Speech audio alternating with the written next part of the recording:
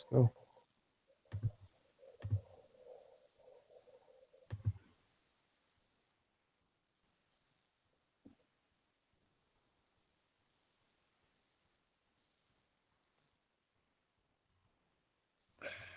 Okay. ETM heads up and welcome to another Freestyle Friday with the Seshew Medew Netcher. And yeah, it's exciting. What we do on Friday is we freestyle, obviously. Going through some committee inscriptions, and we do that from the dome. So we just go off the top. So no dictionaries, no sign lists.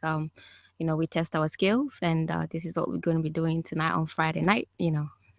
Sleep is for the week. So yes, but before we do that, let's go ahead and do what we always have made a tradition of doing from in all our sessions, and that is to recite the offering formula.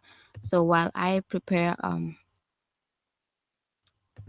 to present the offering formula, um, I guess is Sean is going to be is going to honor us tonight with reading it. So just let me know if it's actually showing on on YouTube, and then you can go ahead and recite it for us. Yeah, it's showing. All right. Okay. So yeah. So I'll just turn over the microphone to you. All right. Thanks everyone for tuning in tonight. We will read the offering formula where I will be. Remember that the pronunciations and the it's not tentative, it's not exact, and we're still working to get the exact. So don't hold us to that. All right. Hotep di Nasu, Wasir Neb Jadu, Netcher A Neb Abju, Dia Per Keru, Et Hinket, Ka Apet Sesh, Menket, Ket Nebet Neferet Wabet, Anket, Netcher M, Nka, N, Emaku, Karu. And what I just said is an offering the king gives Osiris, the lord of Jadu, great god, lord of Abydos, so that he may give verbal offerings in beer, bread, ox, fowl, alabaster, linen, everything good and pure on which a god lives, for the ka of the revered one, the ancestors, justified.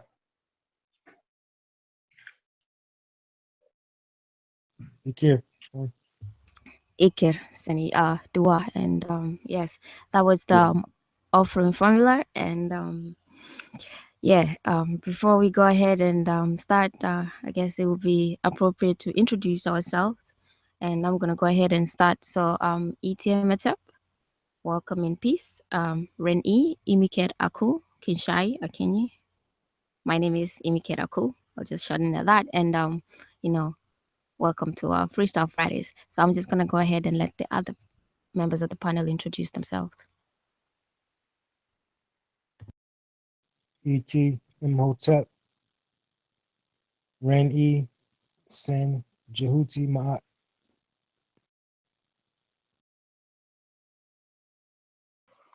ETM Hotep, Rennie, Sean. I'd like to welcome everyone to the show and appreciate everyone joining us because you could be anywhere else, but you're here with us. So hopefully, for those that are in the chat, we get some participation from y'all because we will need you tonight, especially with this inscription that we're going to deal with.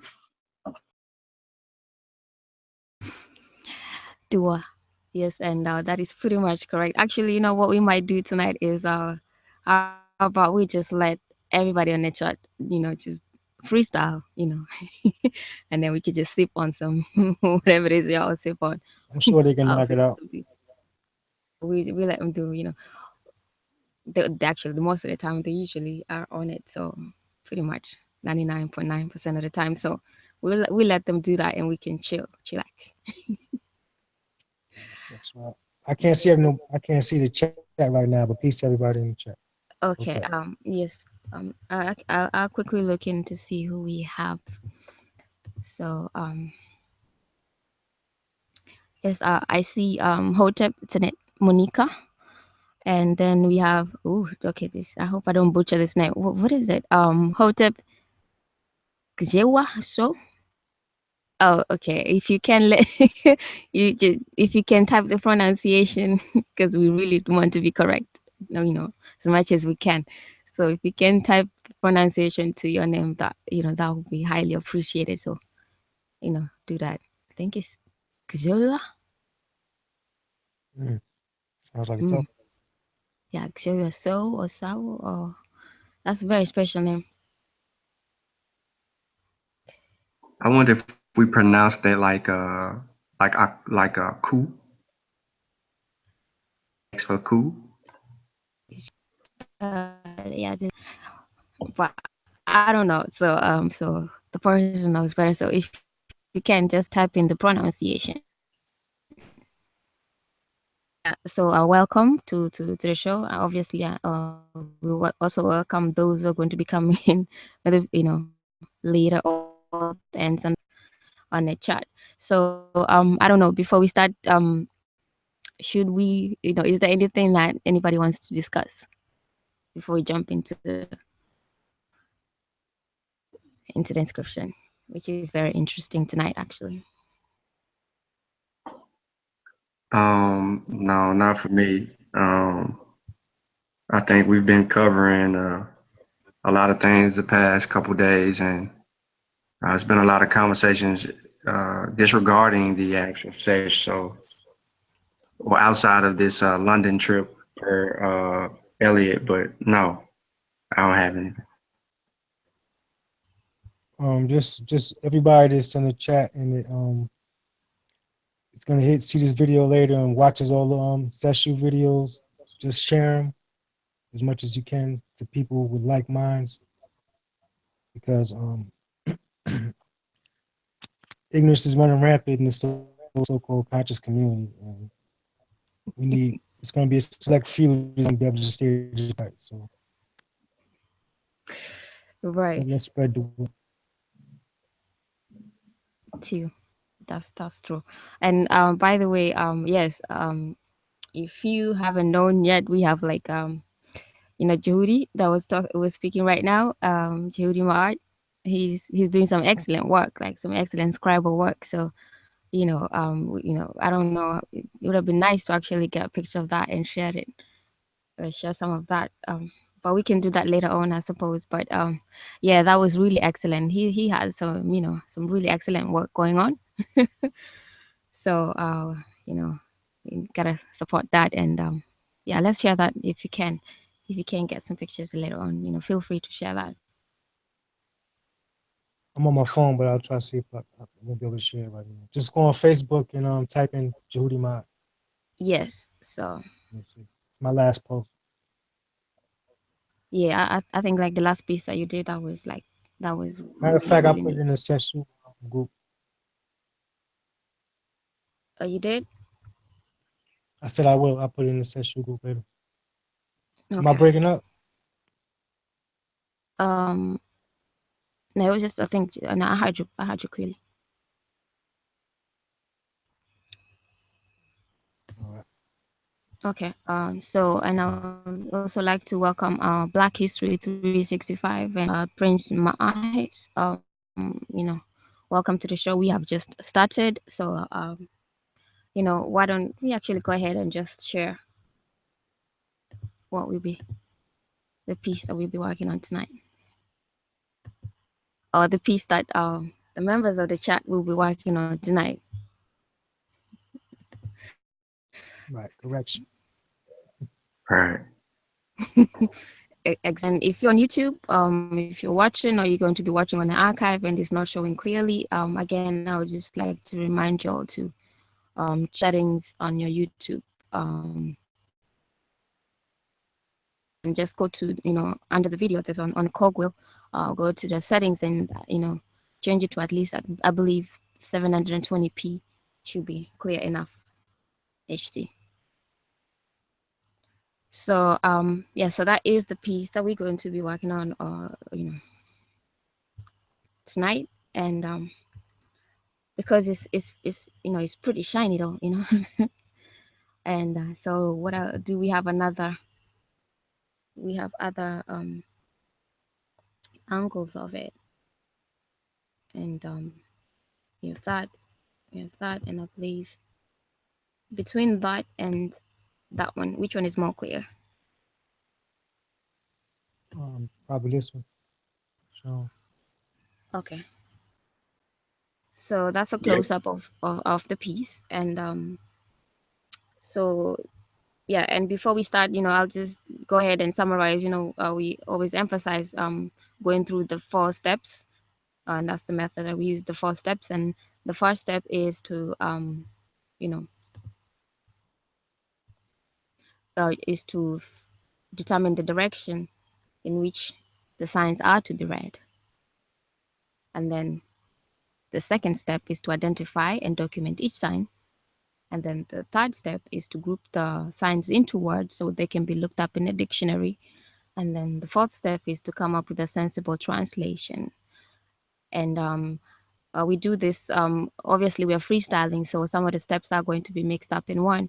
But at least we know the first step, we can actually determine that separately. So we will let any member of the chat, since it is the chat that's going to be working on this fully, we'll let the members of the chat, you know, tell us what direction or directions this inscription is going to be read in and why.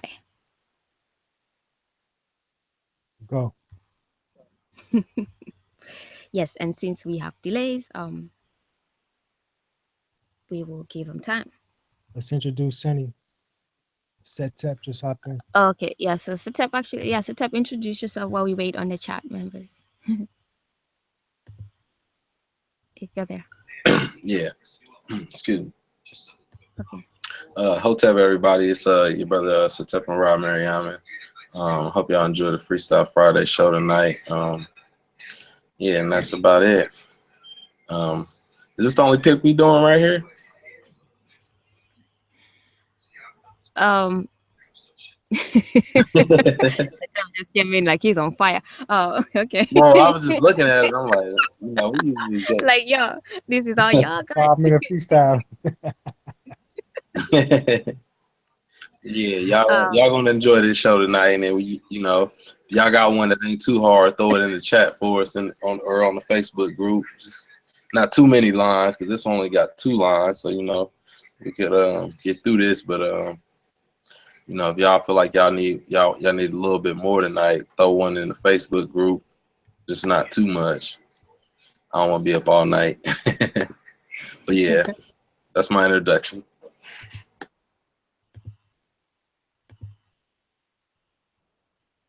To you. That's what we're gonna let the chat try to finish it up.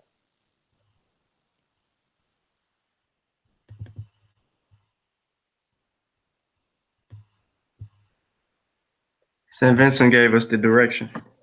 okay. Let me just share that again. I believe you cannot stop sharing. He just didn't. He didn't tell us why though. Okay. So if you can on the chat, please do let us know why that is.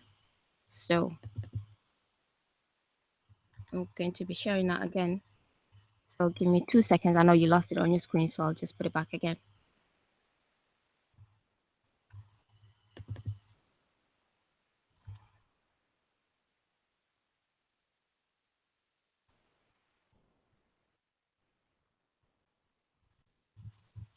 So Sean, you want to tell everybody in the chat where you at? Sean is on a whole different. He's in the Oh yeah, fifth. yeah. He's on I a whole am different dimension. right. I'm in the 25th dimension. I am next to the moon near Pluto. I got there by astral projection. Nah, in all serious, I am presently in Louisville, Kentucky. I don't have the family with me tonight, unfortunately, but they are also themselves away from home, enjoying their evening. I'm here because we have a conference, a follow-up conference from the first conference that I attended here in Louisville that dealt with the community issues around Louisville and abroad. And they had some very interesting topics. So this follow-up, Brother Garfield will be here for the follow-up tomorrow as well. Looking to build with Brother Garfield on tomorrow's events and some other things that we'll get in conversation about. So I think that he'll be arriving um, tomorrow. So it'll be an impactful show. Hopefully, I'll get some good information out and I'll be able to share it with everyone. What time is this starting, Brother Sean? Oh yeah, that's right. Cause you in Ohio. You like in Cincinnati. I might be able to make it. You're 2 hours away. It actually started around 10 o'clock. 9 or 10 o'clock. I think the first one's 9 o'clock. I'm not interested in the Well, morning. I gotta work, so I don't get Oh. off till 1. But because usually the event start like around 2-3 o'clock. No. This is an all-day thing, man. So I'm gonna be here. I'm gonna be here to the evening, and they'll have some stuff on in the afternoon time. So if you get off at 1, I mean, I'll still be here, man. If you making a ride out, and we can chop it up, get something to eat or something. I'm gonna try to get out there, man. Yeah, I forgot to let you know. That's my bad, man. Nah, you all good. I'm gonna have my little shorty, my little son with me too. So Okay. yeah, it's going down. We're gonna try to make it, man. Yeah. All right.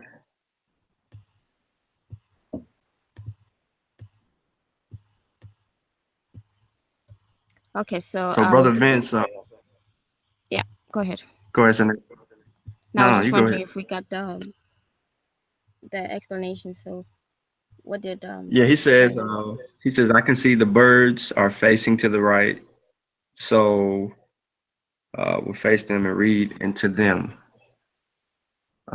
Okay. So he's saying he will just face the animals and the right, so that he can talk directly into their face. Okay, yeah, so these so that's correct. The animals are facing right. We usually look at the birds, people, or so we Body see like parts.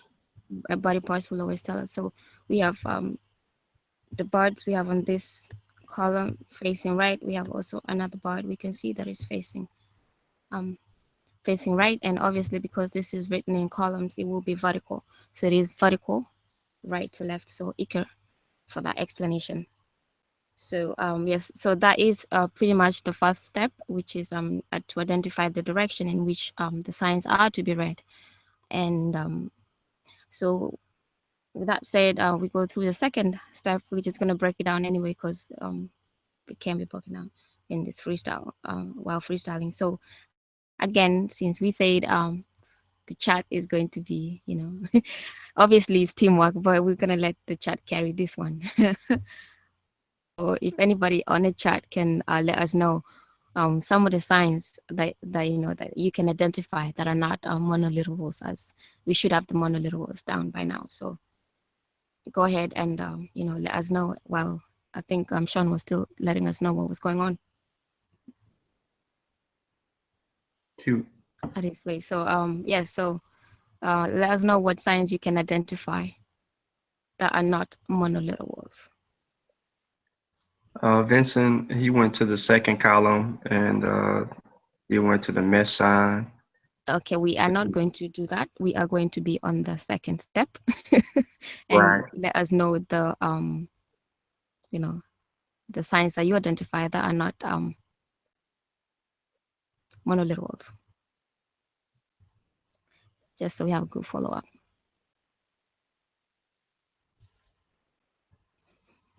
He Then said we can check on that them. I'll help him with one sign in the first row. Okay. The sign under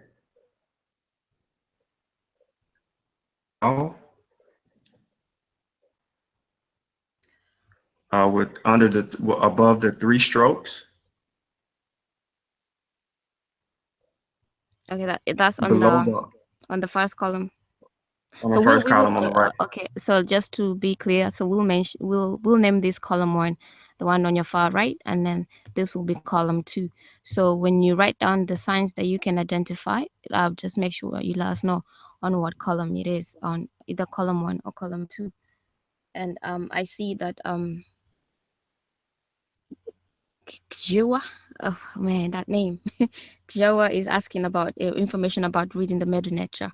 So if you'd like to learn how to read the Medew Netcher, then you can go to our website, mdw-ntr.com, mdw-ntr.com, and you find all the information about the classes, the books that you will need. And we have there's ongoing classes right now, and you can actually sign up anytime, so you don't have to wait. So what I'm going to do while Sean was explaining what he's explaining, I'm going to go ahead and type the website, the URL, so you can go and look into that. And obviously, if you watch most of our videos, kind of will prepare you a little bit. So, and tonight, if you just keep up with the steps that we're going through, I think you should you kind of like, it will get you to learn just a little bit. So what we did on the first I did talk about the 4 steps, and these are the 4 steps that you're going to be utilizing, whether you know it or not, whether you're actually breaking it down into those 4 different sections. This is what you're going to be doing when you're reading Medew Netcher. And the first one, as we said, was to determine the directions of reading a sign of the directions, and that was done. And you get help from looking at glyphs of birds and animals and people. And then the second step, you have to identify the signs, and we have the monoliterals, the biliterals, the triliterals. But right now we assume that everybody's up to par with the monoliteral. So we're identifying some other signs. So if you just keep up, and if you have any questions while we're doing that, just let us know. But if you just keep up, I believe you'll be able to follow. Fine. So go ahead, Sunshine. But that was for Xua or Xua. Okay. Below the arm, I think that is if I'm correct on that. That's the what is it, P8? Um. So below the arm, Yeah, I can't make that or out. below this, do you say there's 3 strokes of the arm? Oh, above the 3 strokes Mhm. is there's a lot of monoliths right here, but right above the 3 strokes. Yeah. And then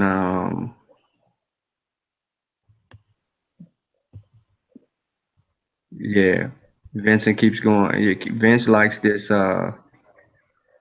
second column, the first symbol in the second column, and then the fourth symbol, and then let's see, the 8th symbol or that first sign. Um, I'm trying to remember the name for this, the one you got highlighted.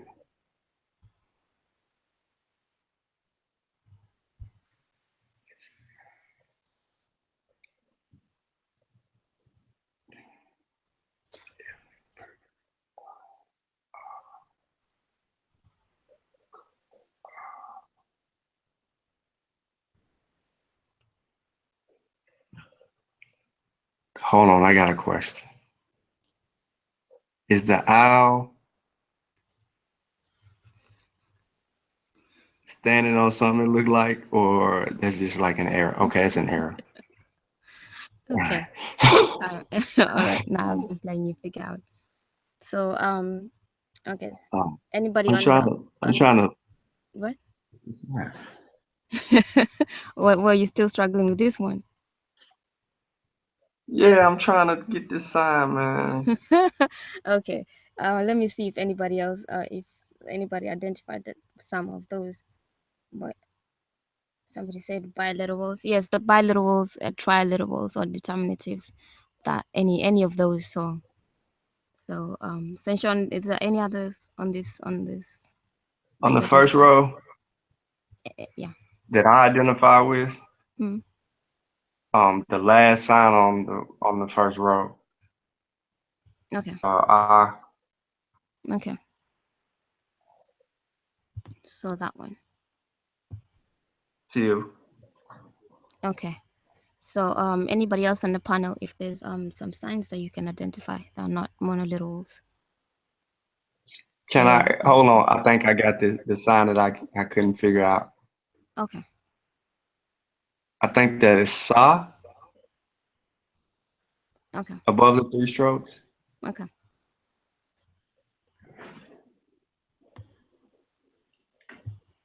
I kept saying I.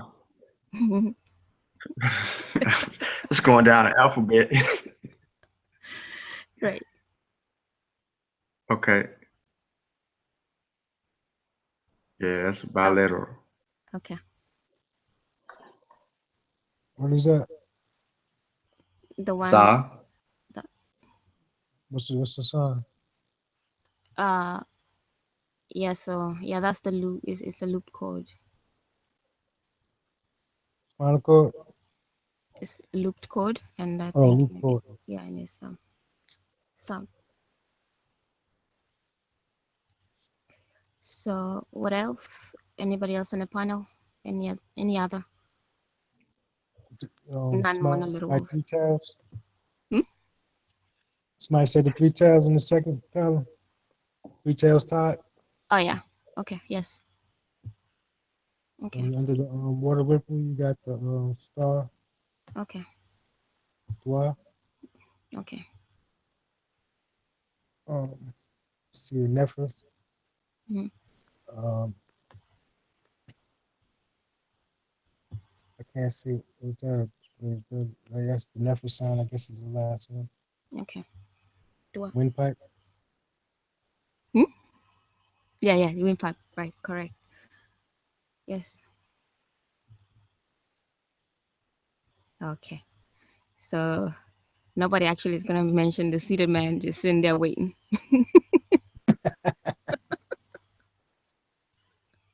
He on his own. Right. Okay. So yeah, so we see the seated man as well. And that could be Okay. it. Also determinative. I think Right. that's why we probably mentally just skip by it. Yeah, because you like it's mute or Mentally. something in the head. Okay. Right. Yeah. Might be actually one of the only determinatives here, right? As far as I See, see. Right. Okay. Yeah, looks like that.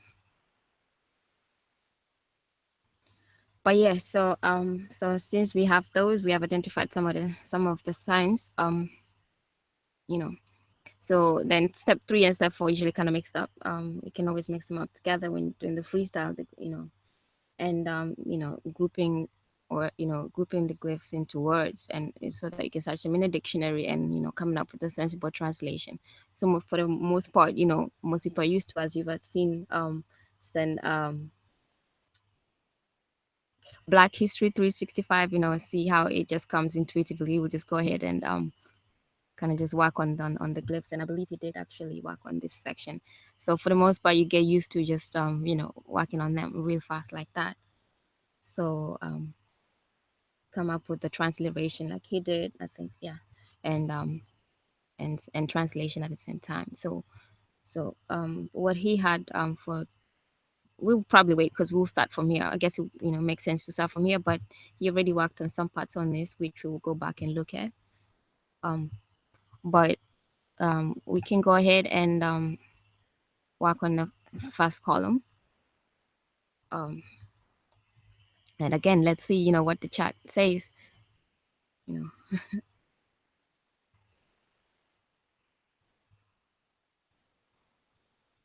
know, somebody mentioned tongue of land. Um, on what column was that? I think it was mirrored, loose, and vibes. So if you let us know where the tongue of land is, on what column.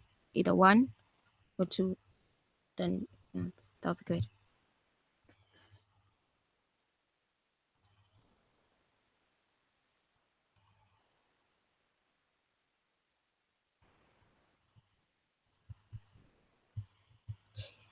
Yeah, and let me zoom out while because I kind of like these pieces.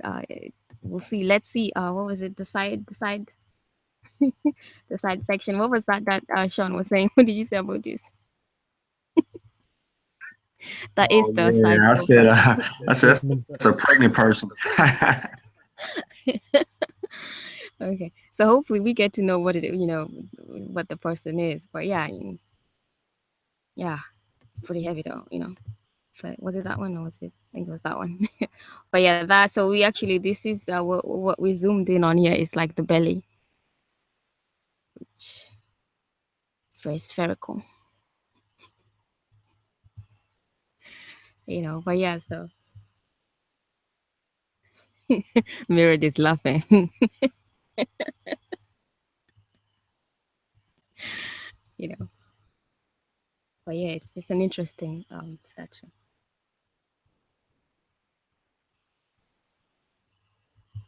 But yeah, anybody on the panel, got something on these?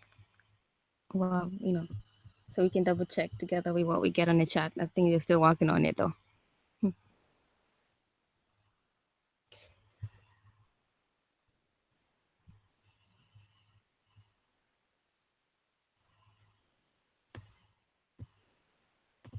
Who do we have? Okay.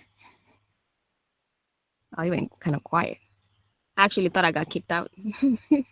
No. I'm trying to match up what they're saying to the picture. Yeah. He said second at the bottom. Okay, so second at the bottom. Tongue of the land. Okay. So that would be this part here. Second from the bottom.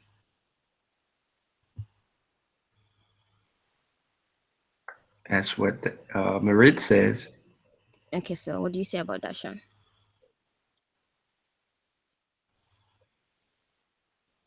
Tongue of the land.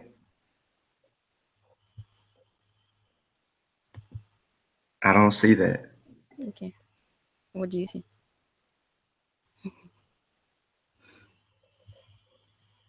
I think it means this one, right?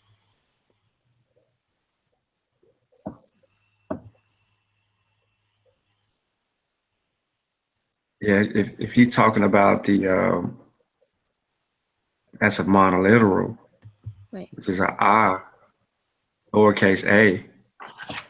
Correct. So under the arm, so that's okay. Under the arm, I believe, was it you, Sean, that Yeah, identified that? I think I was looking at that sign as like I always get these confused. I think it's P8. Okay, and what was that? You're going June on us. Right, Well, that's I'm what, trying. that's what I was thinking. I'm like, not everybody know them gardener codes. Hey, June, the only one I know that know them for sure. Right. He said P8. Yeah, I was like, what? Blue's amazing with the gardener codes, man. Yeah. I keep hearing him and Chris in my ears like all the time. Like, remember the signs, remember the signs. P8 is the or. Okay. It makes that Karu sound. Okay. Usually you see my Karu. Okay. Yeah. Yeah. So if we work on that, we'll see, how it turns out. That's, but yeah, the P8, I think it makes sense. Usually it's kind of good to know in what families like different glyphs are. That would be the easiest part, knowing if it's under the body parts or, animals and all that kind of helps to quickly go through them in the dictionary. But it's also good to remember the cardinal codes of we say the monoliterals. You have to know the cardinal codes of those, and if you can through the other signs, that's also fine, but it's mostly important for the monoliterals I'm that you trying to should figure definitely know. out the sign that's up under the first two glyphs in the right column. Okay. Like, is that a quail chick and Boo? Is that boo right there? Is that a the leg, the foot?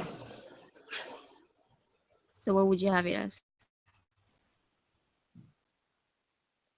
That look like the foot. So that's the body part. It look like to me. Yeah. And that, I mean, and you know, that's gonna be in the deed. So it's like, was it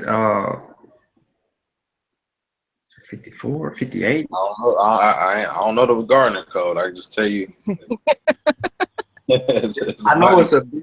I know it's a B, so I'm going with boo. BW. Well, I would actually say so, but if you zoom in on it, you'll see that Well, I was about to say a lady with this a part, heel. yeah, right. So so that, but it is a foot, but it's the leg of an ox. Ah, okay. Yeah. Because it wouldn't be, if it was a foot, then this wouldn't be like slanted like that. You got me. Right. High heel Yeah. boot. Ain't boo no more. So that the leg of an ox, that would be for the wehem.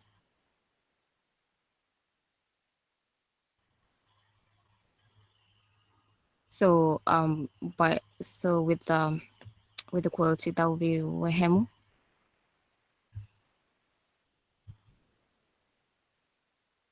Now what's that right underneath it? Now I had the quail chick.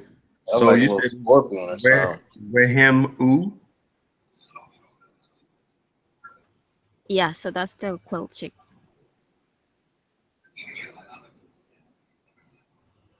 Okay, yeah, I got you. I'm with you on that. But yeah, what sign? That's the problem right there. It look like a little scorpion. I don't know if that's a sign or not, but Yeah, that would be the sebek. Hey, I was gonna say that's it looks like a man. Well, I can't say that. Never mind. Yeah, so it is sebek. is The back, it? Oh the Mm, damn, it gator, is. the gator. Yep. yes. Ah man. Okay, I see you now. I see you now, Sebek. With the mouth open and all that. Right. So Right. Yeah, right. He's eating those who can't read the Medew Netcher and front yeah. like Hey, like it ain't been deciphered. So those whose heart weighs heavy. That's what he there. right. So yeah, so that would be Wehemu Sebek, and obviously that's the determinative. Yeah, the seated deity. So yeah.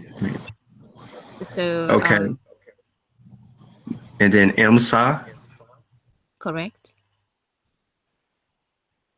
will be a period F. Imsa F. Mm-hmm. Mm-hmm. Yeah. Ah, man. And then this is where it gets tricky. Um, because if we figure this Would one it be out Saul under with the three strokes? Hmm? Yeah. Would it be Saul with three strokes? Yeah. This is yeah. yeah, good looking out. Too. Saul F. Of the next two signs. So is that going to be Ma'akaru? Yeah. Yeah, I guess it is because since you did actually get that, it was Hiru, and because you see that will probably be Ma'a with the phonetic complement, Right. right? So yeah, so Ma'akaru, and usually after the Ma'akaru, I have been drilled in this by the crew. The name. Is it before or is it after or before? I always hold on. Let me make sure I'm saying this right before I get chewed out. So back is waiting. Right, he's waiting on me. Okay, which is basically justified. The Yeah, name is before. The name is before. Teal. See, because you just read the offering formula and you finished it Right. with Makiru, but you did mention the name of the ancestors right before that. So yeah, so it is before. Yeah. And I just yeah, want to and you give a didn't. shout out to Siobhan. She's listening in to the show. Uh, Okay. she just sent me a message mocking me because she says I'm trying to figure the signs out. Mm. Yeah, but that's freestyle, But yeah, but you're right. So it is before. So it kind of always ends on the Makiru anyway. And then do we want to put this first column together? Yeah, since we've already transliterated it, we have Wehemu, Sebek, M, Sa, F, as you said, and then Mahiru, right? Sau F. Yeah. Yeah, M Sau F. right, Ma'akaru. right.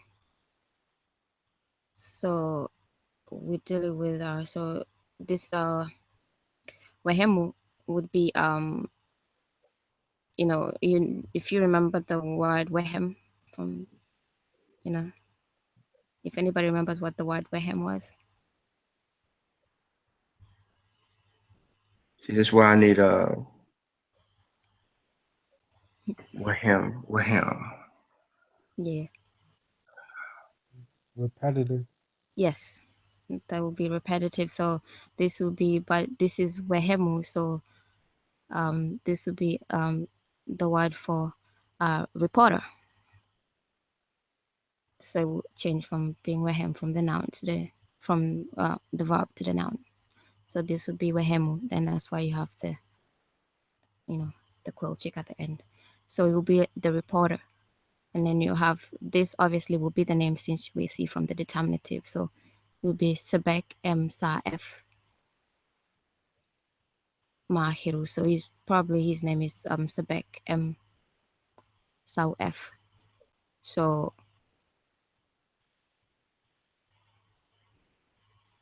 yeah, so this is telling us his title and his name, and then vindicated. Thank you. Yeah, so yeah, Christopher with us Dua, he says repeat. Yes, so Wehem is something that repeats. So this is Wehemu, and a reporter pretty much repeats. Just goes and repeats.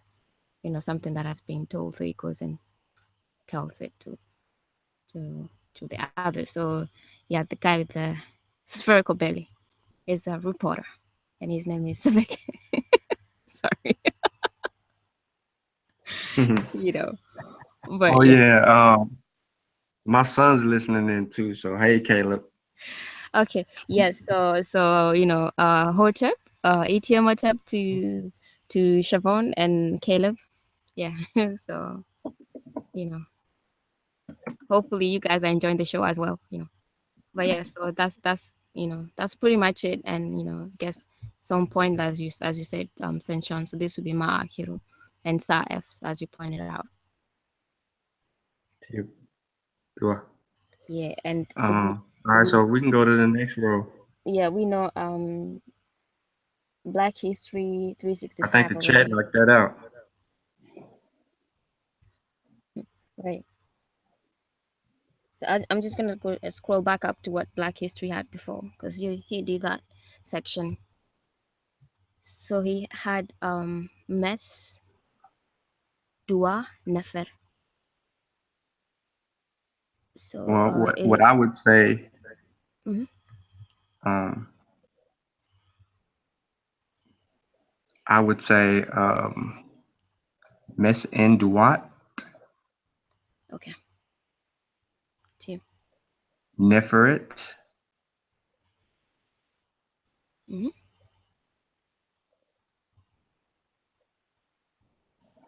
and here I am at the bottom,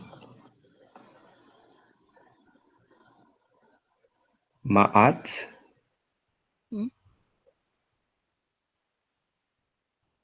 I guess the last sign is the same as the other one. So no, That's not a P8.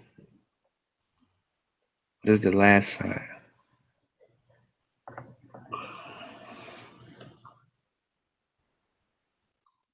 This scribe should have been fired.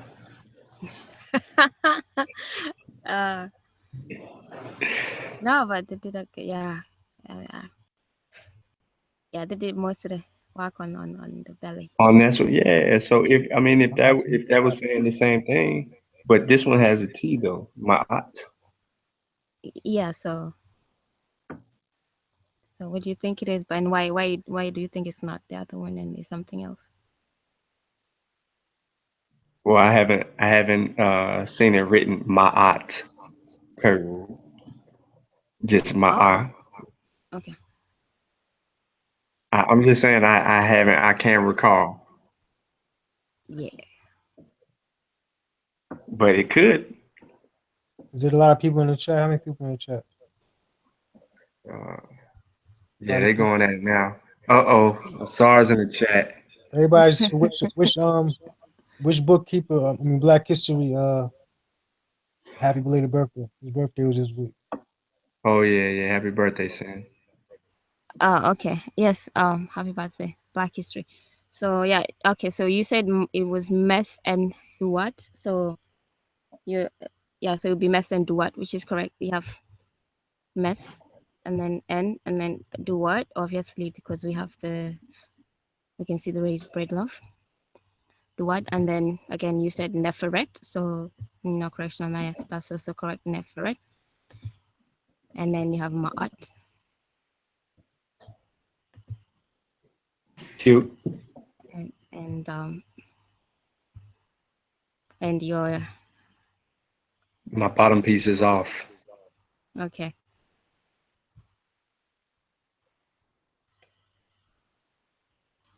Yeah. And no, he answered the question. So it wouldn't be Ma'at. It's only going to be Ma'a. And why not So ma'at? because hey, look, he's explaining it right now in the chat. No, just my grammar stinks. Okay, I'm a student. I'm learning. Okay, so we so I'm thinking it is ma'at, and you're doubting on the word keru. So, but I'm still thinking on my end. I'm thinking it is ma'at keru, but you're saying it's not. So we have to figure out why it's not. You know, um, I would say it is ma'at, but I would only say that because I'm seeing we're dealing with feminine duat and then neferet Right.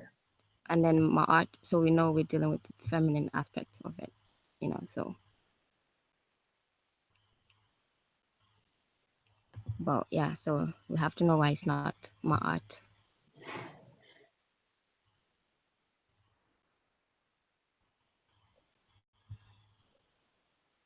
This what, hey, this is where I So get stumped. okay, anybody else on the panel? While we wait. I'll say my Kuru. Sorry. I would agree with you. Yeah. And say Ma'at Karu, and the bread loaf is it relevant? Too. Yeah, I would say so because we if it says messen, so it's like born off, right? Mm-hmm. And then it says duat, You what? Yeah. so so we're gonna get a name after that, so it'll be duat, and then neferet, and Right. so then ma'at The heru. name and then Ma'at Karu. So you'll be dealing with is talking about the mother in this section, the beautiful, Yeah. the perfect, and then Beautiful mother. Beloved. yeah. The All those justice. nice words. Okay, so let me ask a question. I don't know why I'm running this in my head, but wouldn't the duats that's like in the netherworld? Too. Okay, So so What is that? Is that a determinative? I'm gonna do what?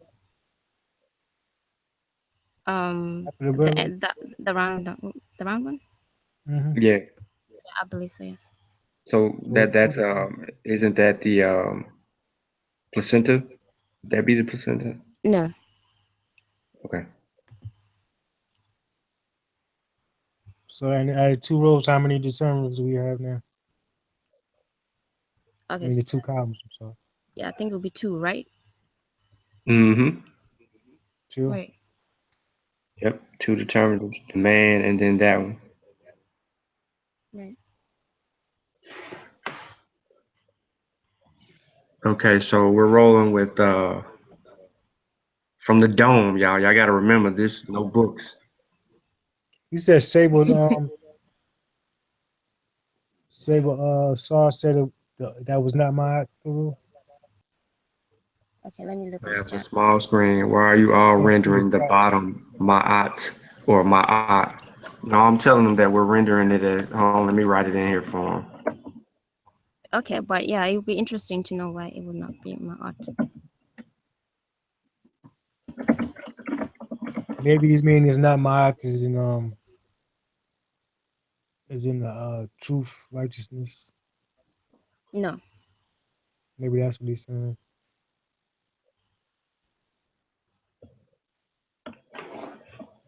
Because it has a feminine marker, I guess. This T will be a feminine marker.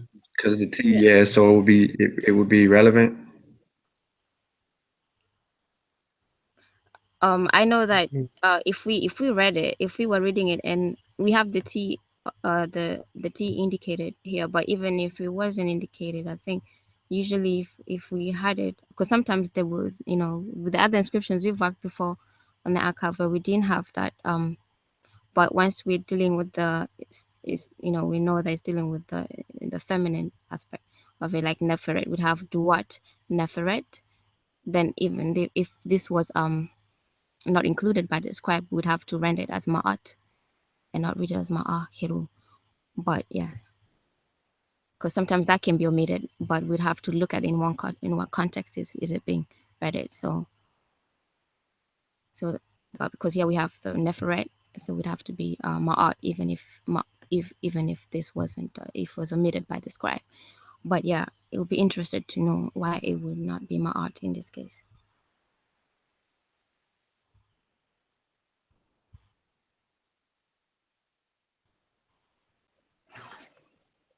Let's see.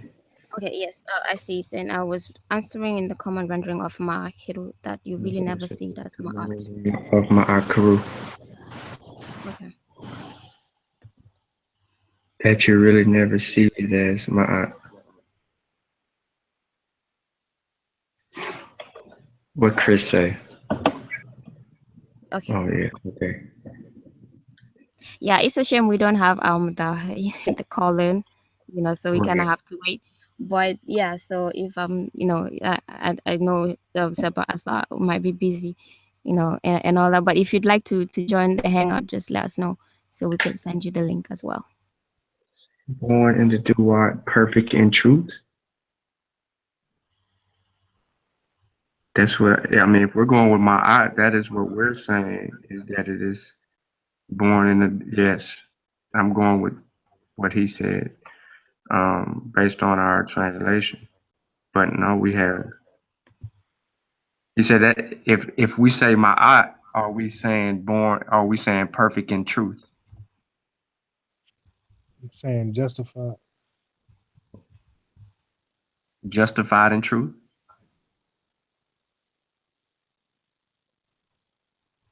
Oh, okay, yeah. Hold on. Yeah, I was just typing in if you wanted to join the hangout, but yeah, it could be because, and I'm thinking that would be the name of the mother in this case. So it would be his name would be and this would be the name of the reporter, and then this would be his mother. So born of the mother with the name, and then who's also true of voice or justified. So to what Naferet justified. Oh yeah, he's on his phone. He said he's supposed to be studying. Okay, well, yeah, this is part of studying, right? Mhm. All right, but do offer that. Okay. But yeah, so because that would be in this case the name of the mother. So To you'll be By born the way, of. for everybody tuning in, this is a little off the topic, but we're going to get right back on. I just want to let y'all know, please, well, inform you that right now, if you purchase books from Asar Imhotep, he is shipping them out to you for free, and they do not take all day or a very long time. So look into checking out the great linguist of our time, Asar Imhotep. All right, I'm sorry, Anika. No, no, that's great. And if you're doing that, I think it's on the website, which is Asar Imhotep. I believe is ASARHOTEP.com. So yeah, hop in there and order the books. I didn't even know there We was. shipping them out in less than a day. Is it? Is it? You Is gotta it? get them. Does the offer extend to like international or? I doubt it. But yeah, but hop on onto his website, asarimhotep.com, which is ASARIMHOTEP.com.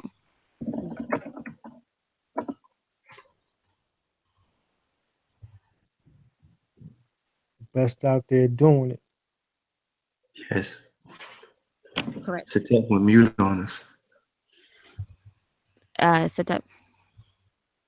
What's up?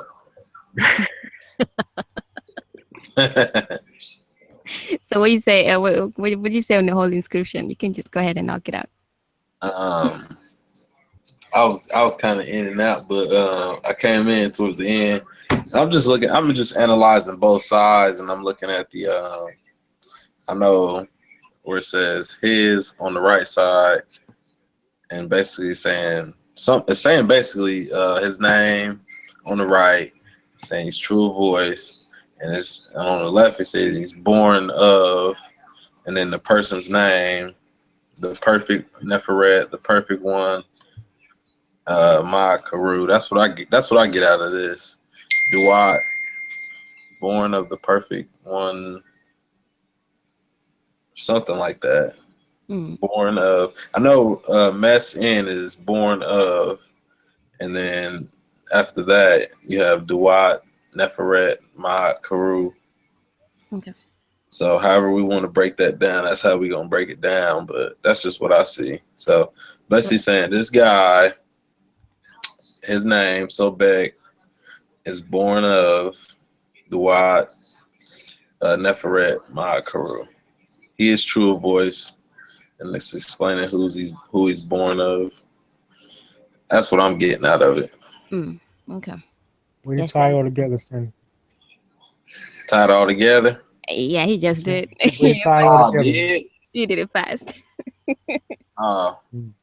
I didn't mean to. I was just looking at it, but well, I see the damn the pronoun over here. His Zahu F.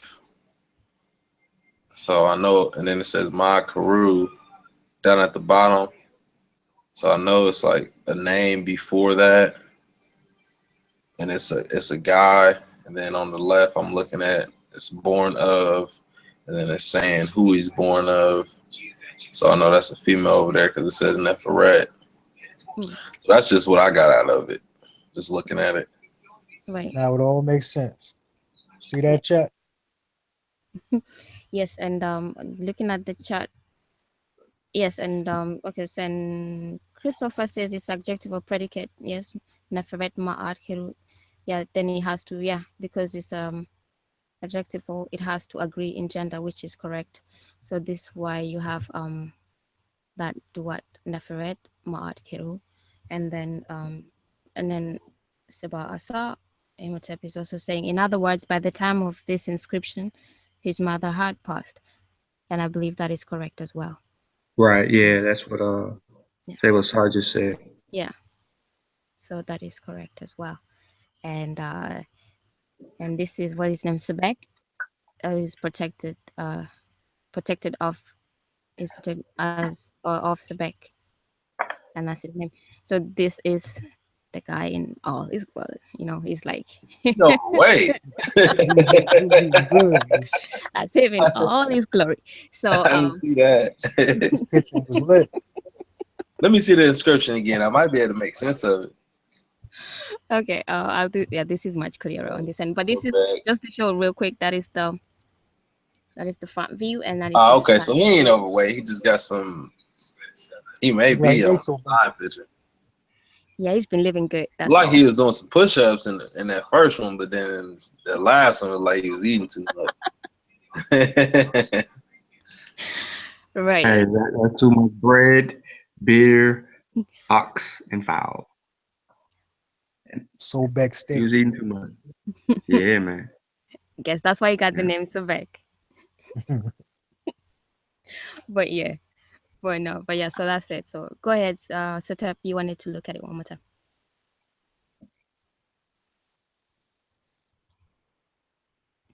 Okay.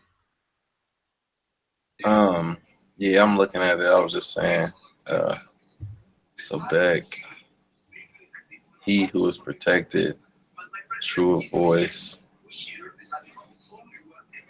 Let's see, born of the perfect one. I don't know. I be chopping it up sometimes. I don't know. We got to take the grammar course so I can just really just know what it's saying. Because I can see all the words. I just don't know how to put it together sometimes. Like I see every word in here. It's just bringing it over into English is the hard part. Because I see each line has the word. Like if we go to the left column, I see mess. I see in. I see duat. I see neferet. Mm-hmm. I see mod. I see haru.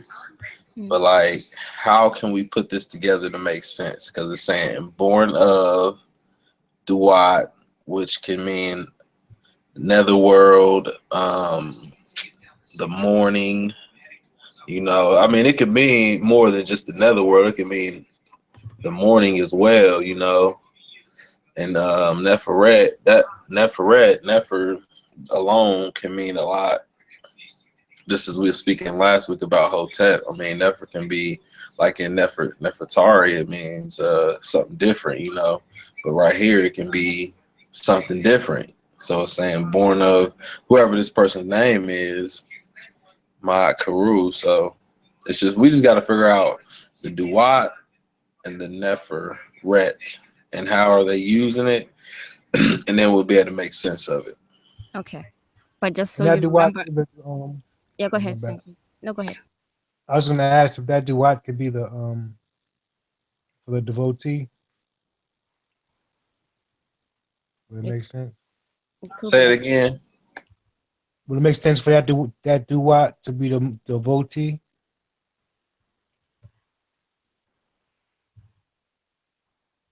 Devoted one? It could be. Okay. It could be as well. But just so you remember that most of the time, then the name is you're not going you're going to just read the name as it is, right? Too. So it will be It's just hard to find in dictionaries. yeah as it Always say stands. But it will be a messen to what Neferet. So the name will be the to what? good devotee, Yeah. born of the good devotee, true voice. Just like here, the name will be like Sebek M Sao F, and that will be just the name. But obviously, you can transliterate the name as well. But it will be the name as it is. And Senkofi is asking, I think Senkofi needs to learn Sesh Medew Netcher. Is Senkofi in here? Oh, nah. Okay. So yes, and regarding that, those who wanted to learn Sesh Medew Netcher. So I did put the link in for the course that you can get. We have an interactive course, but we also have a book. We have a book that you can get. That's a beginner's introduction to Medew Netcher, and that's by Sepa Ujao and Ib Irima Art. And we also have a book that we wrote as the Seshew, which is has the Egyptian hieroglyphic writing system been deciphered, a rebuttal to Walter Williams, and those can get you on a on a good start. The the book by the Seshew will actually get you to understand writing systems and how they work, and especially the hieroglyphic writing system, the Medew Netcher on its own, and specifically. And then you have the beginner's course that you can get for, if you get the book, you can, it's a self-study, but you can always supplement it with the interactive classes that we have at mdw-ntr.com, which is mdw-ntr.com. And you just go under courses and you'll find all the information there. And obviously, you can also get to learn a lot from what we have in our archive. So don't sleep on that. Just go ahead. We have a lot of videos up there. Some from the Divine Words Wednesdays, from the very beginning ones, will walk you through the steps pretty well.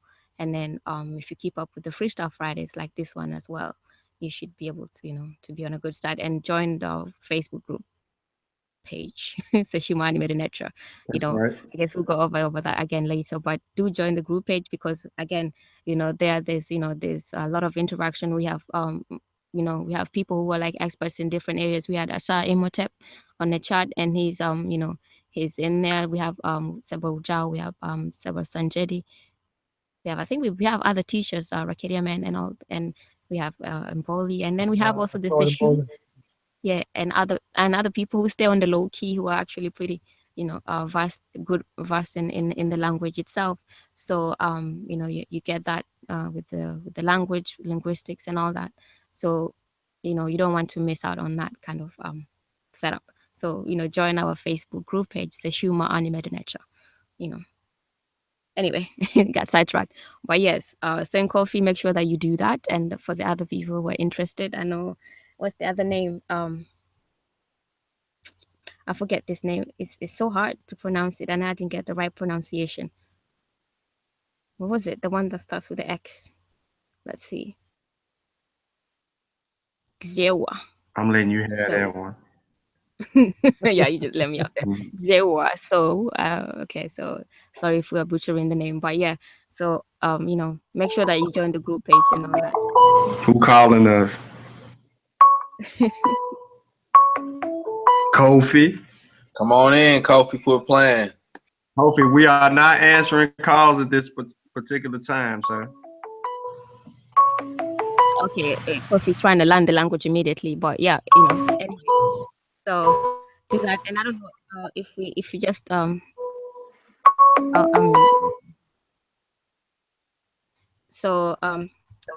do join the group page, because again, there's a lot of interaction. We have that's what we call the wehem, the repeating. Look who joined us. That is the repeating voice. Anyway, the wehem was Keru. Yeah, Santi was astral projecting. Heard another guys. Right. So yeah. So welcome, Senkofi, and while we'll let Senkofi introduce himself. And if you're on a chat and you have any questions or anything you'd like to discuss before we take this down, please let us know. Y'all through? Y'all through? We just getting started. We just introduced ourselves. Oh yeah, yeah. Sleepy. So we were just introduce yourself. Yes, sir. Oh, okay. Dua, they in Uncle Giles Zaneb. Amin Ra Patar Kwai Sekum. Rini Kofi Paisai. Hotel Pasu. And on behalf of the Seshew crew, we would just like to welcome you all to the show.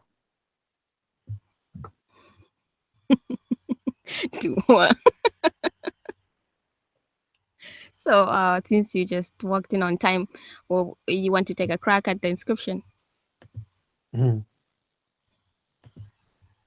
Sure. I see Mess in Dua.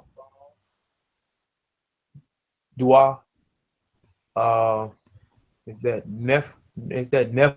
Nefret? Uh,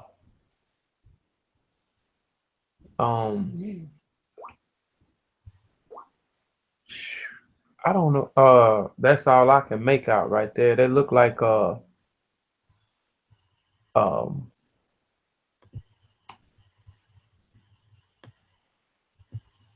yeah, that's Neferet. What is that? I can't make that out at the bottom right there. Okay, anybody in the panel?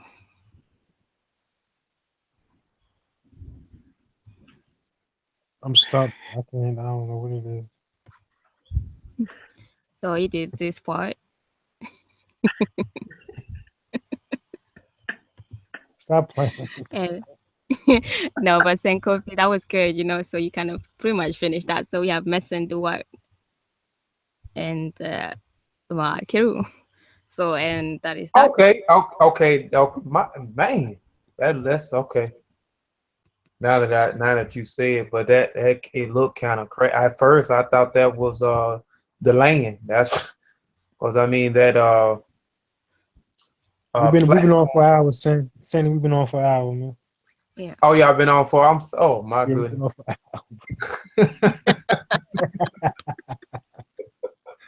But welcome, Dua. And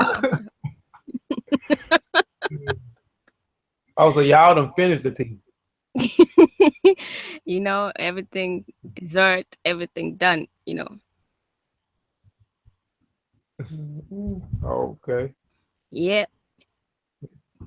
No, but that That's was on the piece excellent. y'all. But see, yeah. So, but see, that was really good. That was good freestyle.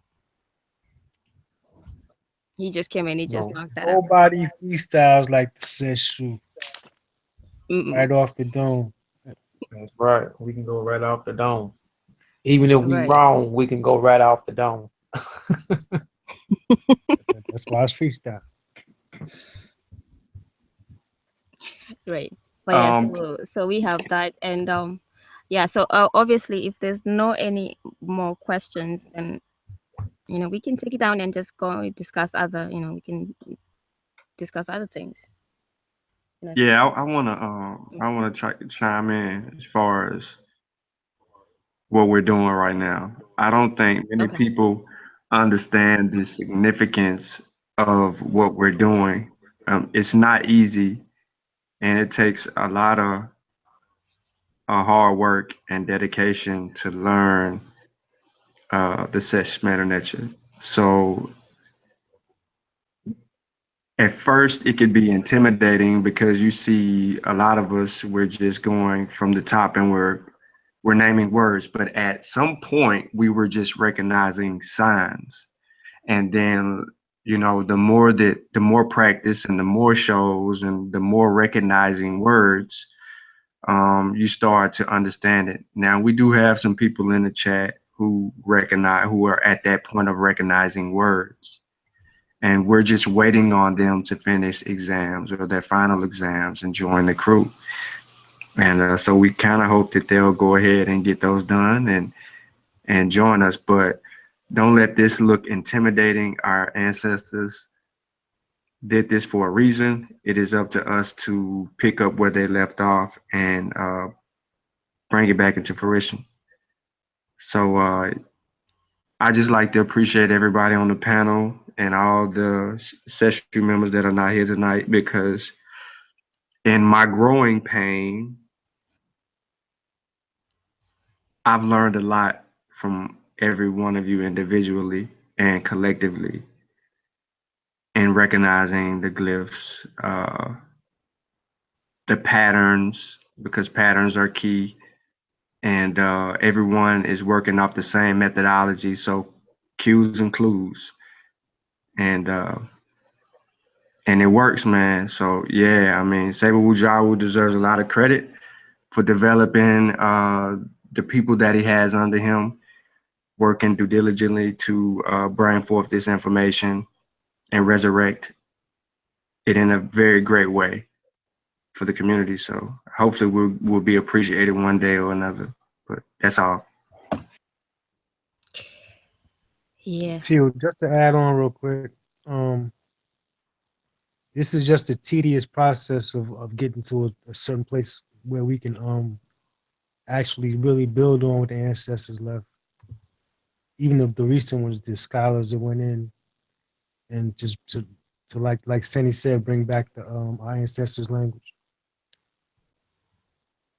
So this is just a beginning level of it. So like I said, don't feel intimidated because um, even the best can be intimidated by somebody better. So you gotta go through the tedious process. Yes, that is true. And you know, you have to start. That's the main, the main thing. You have to really start, because we, as like Senshawn was saying, at some point we didn't know any of these things. We couldn't even tell, you know, just the basics, the monoliterables and all of that. So just through hard work and obviously guidance, and because it's something that you cannot do alone. So you need guidance. You need to be taught. You need good teachers. So, and also you need to work in groups. Teams win. So you know we've been blessed to have all that. So, and because otherwise sometimes you start something and then you know halfway you just kind of lose the rigor that you came in with.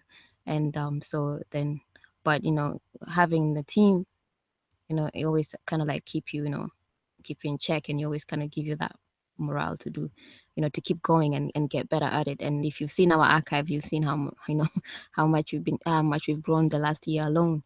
And we hope, we want to continue growing. That's our intention, to continue being better, because we understand it's not we can't microwave this. So we are in it for the long, for the long journey. And because yeah, and you've seen our pyramid curriculum, and so that it is a long process. But you have to be willing. If you really want to learn it, you have to be willing to put that time and commitment. And again, the Seshew is a co-ed, so it's not just we expect to also have some more ladies in here.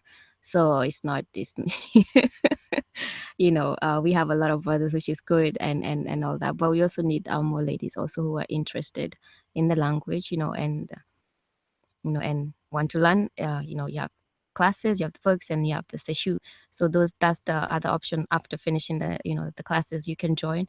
And as you always say, the two key elements we're looking for is just proficiency in the language and good character, of course. So, but it is open to everyone else, and you don't have to learn it from Sebo Ujao. You can also, if you learn it yourself or you learn it from other teachers. We have Dr. Rakita Men who's teaching. We have Reggie. We have a lot of people who are teaching Medew Netcher. So Seshew Medew Netcher.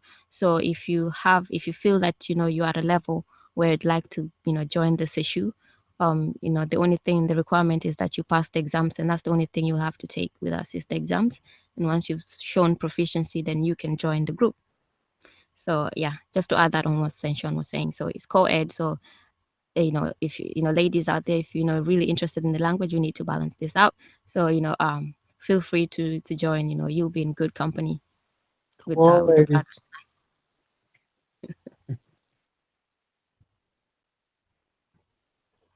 Yeah. So dua for that, Senshawn and Jehudi. Oh yeah, can I now that we're done, can I show everybody my book? To you. Well, books, it's our books. If anyone can see my screen. Hopefully, we'll give it a minute. You have delay. I can't see on YouTube yet, but Okay. yes. All right. Okay. So now that they can see my book, now I've had this book for about a year now. I started on my own before I signed up for the classes, but I wasn't getting anywhere. I got to maybe a few chapters, and then I realized that I was doing something incorrect. Now this is my beat 'em up book. As you can see, it is in all kind of pieces. So my crispy edition, because I did buy two, is home. So this is the book. This is what it's looked like. This is what it looks like. And I recommend it. And as she said, there are other teachers out there that also do it. I just love the way that Sebu Jawu, his method in teaching us, how it is illustrated. And tonight he is not here because he actually has a class. So, which may be out here in the next 10 minutes. I don't know. But here's the book that Seshew put together. And you can get this on the mdw-ntr website or Amazon or support. We support you. Please show us some love and support back. It's not a lot of pages in this book, but this responds to all of the doubters, all the disbeliefs. Anyone who think that this has not been deciphered. And this is a good starting point. This will inspire you to get to here. And put all them petty claims to rest with one read. Two. Yep. Second that. Yeah. Okay, thanks. Yeah. So stop thinking and start knowing. So don't think it hasn't been deciphered. Get down to work and research and get to know. Right. So, and the second book that Sean showed, that would definitely walk you through how writing system works, because most people who talk about the Seshew Medew Netcher has never been deciphered have no clue how a writing system works. All different kind of writing systems work. So this is medicine, like this is just what is is needed. A lot of people still talk. We had that book even before the intervention. So but people sleep on books, people sleep on anything that takes hard work. But get the book, like Sean said, it's not heavy, so you can actually get through it pretty well. So get it, and then see, once you understand how the writing systems work, then see if you want to learn Seshew Medew Netcher, and you can get on the beginner's book and the classes. Take care. I see Senate Monica has said she has hers on a binder. Yeah. Okay, so yeah, who do we have here? Is it I can't see you so well. Let me go to the bigger screen. Yeah, we have Sun Lion 55, Hotep, So yes, and we actually put ourselves out here, like we out here freestyling. Just some people try to appear so perfect, like, oh, you don't want to make mistakes. We are ready to make mistakes. It's the only way that you learn. So we put ourselves out here every Friday, just going through freestyles, butchering things and learning at the same time, so, and growing. So, and we demonstrate that, you can see that we are, the growth that takes place, and whether it's with the language and all that. So it can be done. So we're here to show you it can be done. We are living proof. So and actually, speaking of that, okay, yeah, go ahead, Sanjudy. I know you want to say something. Oh no, go ahead. I'm good. Oh no, just if you wanted to add on it, because I just wanted to get off topic a bit. No, I was gonna say, stop watching X-Men. It takes work. It Yes. takes work. You're not gonna magically have the powers and never be wrong. Like Senti said, we're wrong every week, so it's no big deal. Yeah, it's all in fun. So I mean, you have to have fun a little bit, Hey, I just I wanna let everybody know. Trust me, out of all the members of the Seshew, I have been wrong numerous of times. That a lot of us learn is from making mistakes. So we would rather make the mistake and be corrected than think that we know it all and be wrong as I don't know what. And then you don't have the calm. There's a better word, but I'm gonna say calm to be corrected. So she's right. I mean, it's all about character. It's all about being able to be corrected, teachable. It's like coachable. You got to be teachable as well. So we're all here. We're all students. We're all learning. We are going to make mistakes. the mistakes. So Yeah, was it that word incorrigible or something? Somebody you cannot be taught, or so yeah, that's it. yeah, so we don't want that, that. But yeah, actually, since we were speaking about the language and all of that, I had this picture that I was thinking of sharing actually, because this is something that you get to see some people talk about this a lot. It's something that we get asked a lot sometimes, or you see people actually comment about it, and all that. And yeah, I just wanted to add my 2 cents a little bit on it, and any one of y'all can whatever give your input if you feel like, because some people feel like there's everybody's always talking too much about Kemet, and and what about the rest of the continent, it's like and all of that. But I just wanted to say that that is understandable, like because obviously this is Africa is is big. It's not just the upper part, but so we have to keep that in mind.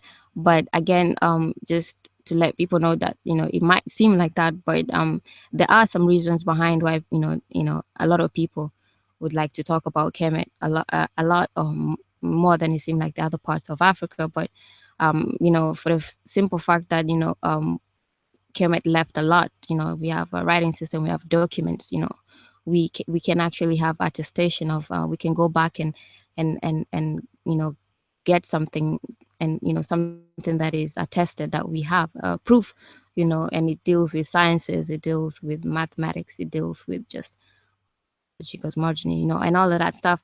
So I mean, it is something that I mean, if for example, like if you're going to talk about yourself, you always like to put, or mention your good qualities, or something that you're proud of, or whatever it is. So obviously, and not to say that there's nothing to be proud of in the rest of Africa, but when you're discussing Kemet, this is something that Kemet left a lot, that even those that some people who are not even part of that would actually feel the need to put themselves in that. So and take those take us out of it. So it is something that obviously when you have the chance to brag about it, or to talk about it, or to learn more about it, then you might actually do it, and do it a little bit loud and proud. So it is all in good. When you think about it, it's not overdone in that sense. But it's because this is something where we have records and all of that, and it's something that it is our culture.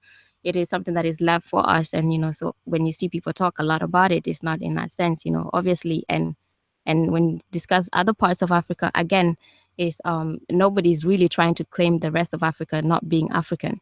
So this is something that we've been taken out of Kemet. So once when we have to reclaim it, you obviously you're gonna do it loud.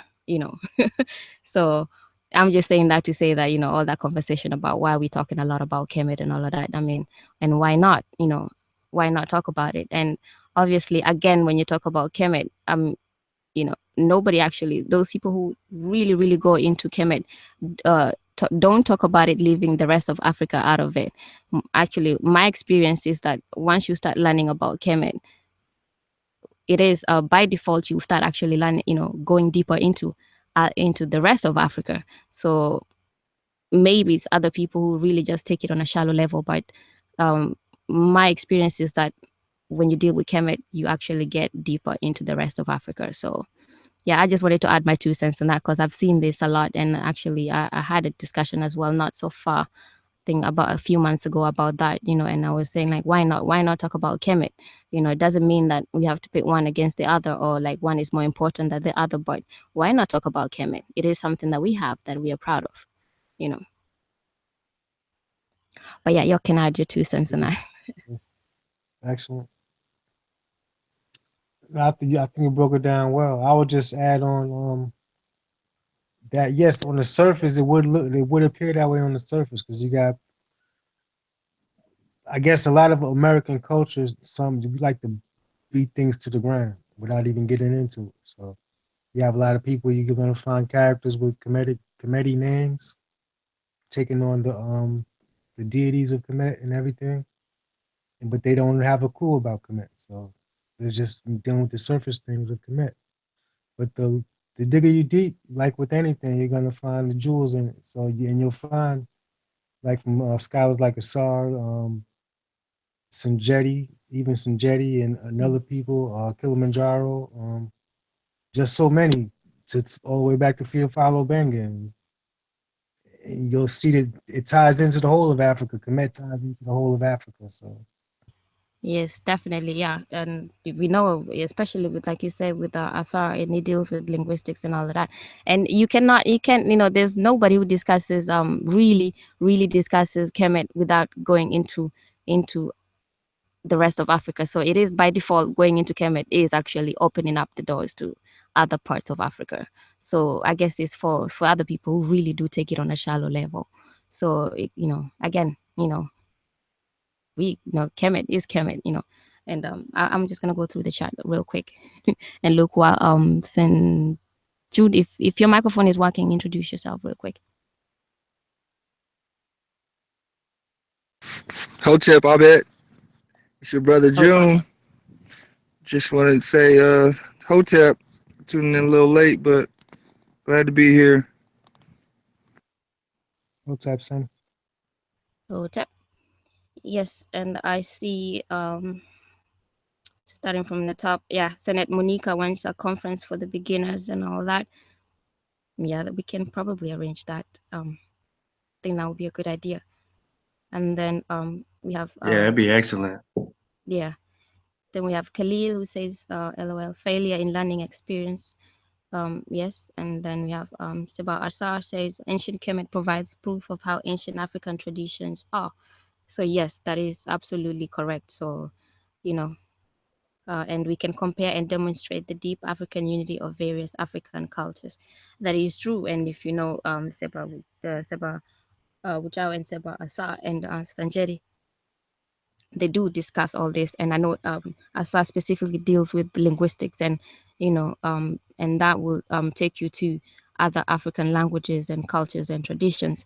So again, that is to me, my experience is the opposite. Kemet actually opens the door to discuss the rest of Africa that most people are not really interested in, but again, we also have to keep in mind that there is the rest of Africa, yes, and Kemet is part of it. So all of this, can be discussed, and we focus mostly on Kemet and, and obviously on other African languages once you're dealing with linguistics and whatnot.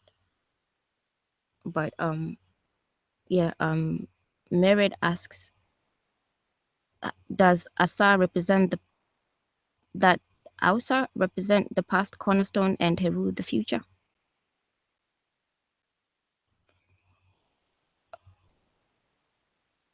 Okay, I don't think I understood the question well, but if somebody understands it on the panel, let me know. Is it?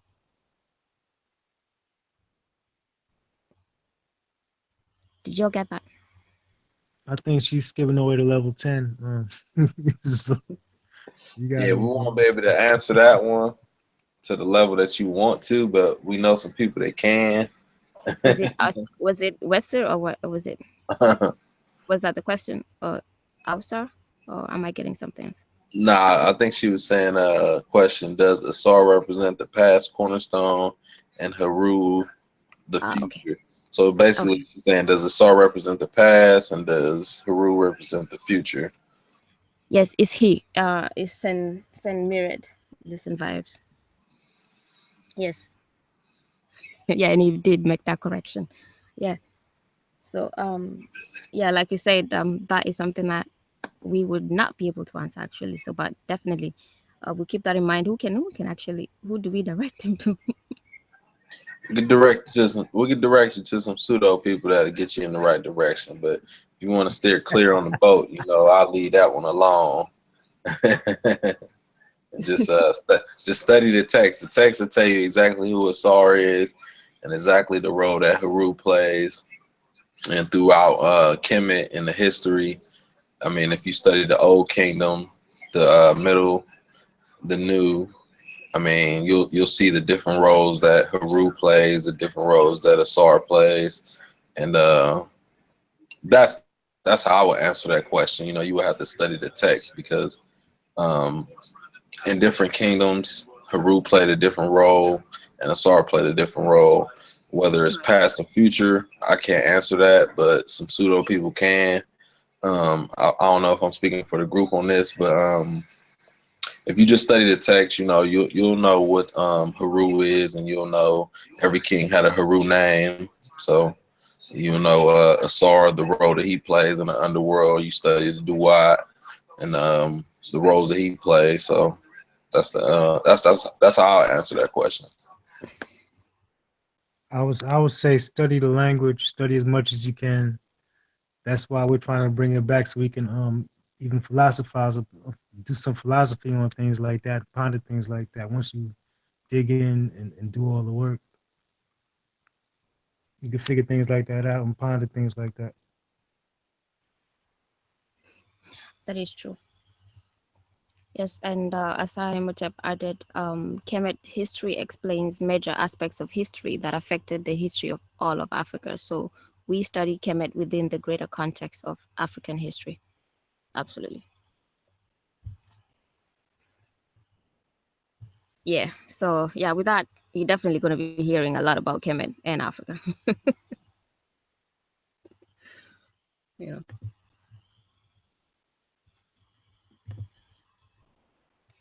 Yeah, I should stop sharing that. And so we can just go ahead. If you have any questions or anything else that you'd like us to discuss before we close out, you know, just let us know, type it out. But yeah, St. Mirad, I don't know if you actually did get to enroll for the classes yet.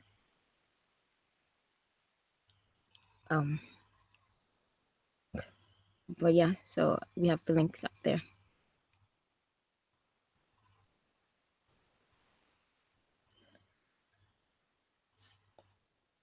Oh, and Asar says the fall of Kemet is the reason for the slave trade.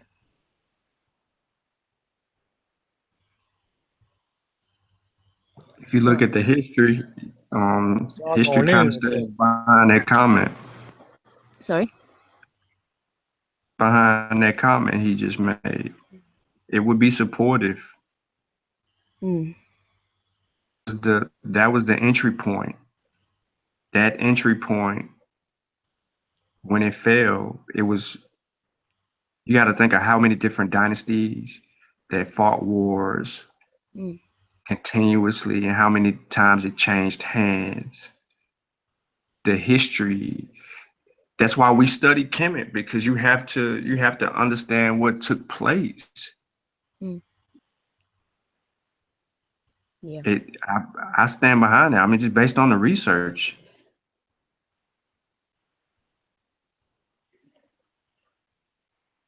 Yes.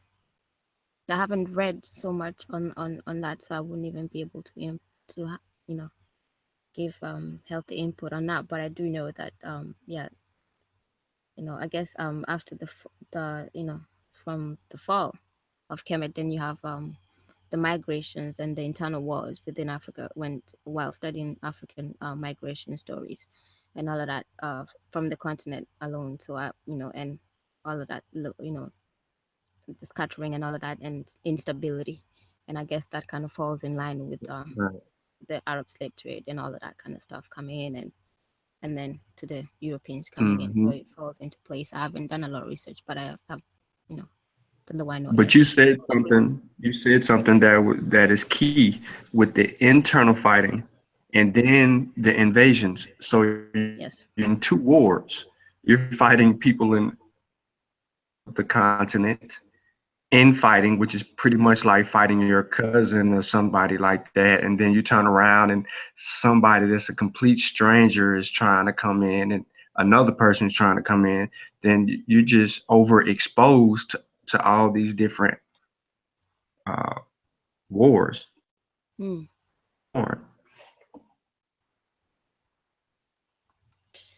Yes. And I'm gonna go ahead and read this because I know that on the archive, most of the archive we don't have the chat saved. So I'm gonna read what Asar is saying. He's saying after Kemet fell, the Asians discovered Kemet's trade routes in inner Africa, which I absolutely agree with, or routes, yeah. So that was a secret codified in Egyptian texts where they were getting their trade goods from places like modern Uganda, Ethiopia, as far down as Mozambique. Yeah. Yes. To you, and then they told the Portuguese. Mm-hmm. Yeah, that is correct. So that falls in line with what happens with this slave trade within the continent, then later on, outside the continent. But this is something that's very interesting. So yeah, I believe Asa is still writing. So but that's actually something that we really need to get really get to the deep issue, deeper parts of it, and discuss it a little bit more. There's we definitely have to do that because that's the only way we learn what mistakes and what not to repeat and all of that kind of stuff.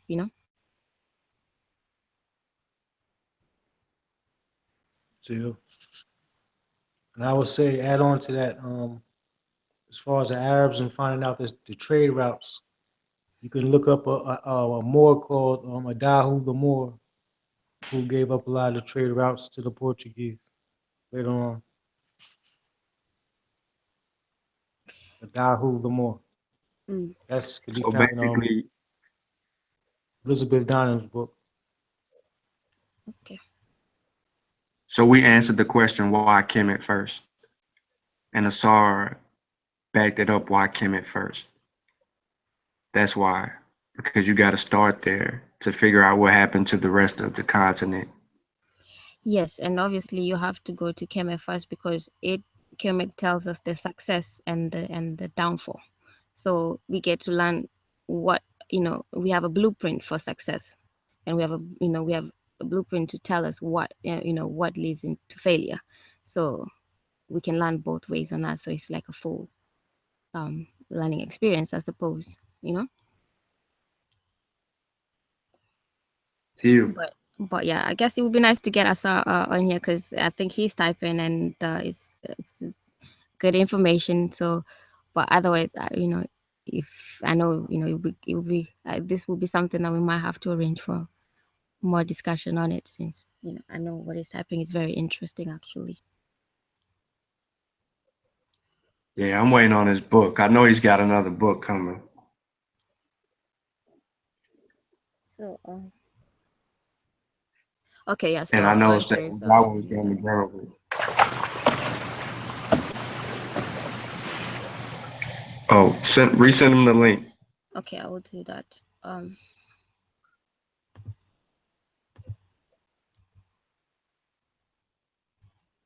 Yeah, so go ahead. I'll just go ahead and send the link while you discuss. Okay. Okay. Yeah, I'm anticipating a lot of the information that he's coming in his next book is probably going to be centered around some recent discoveries of his. So that would be very entertaining. Yes, and again, there's an offer on the books right now, so go to the website and get you some copies. Yeah, that's free shipping in the U.S., right? Talking about sorry, Imhotep. Two.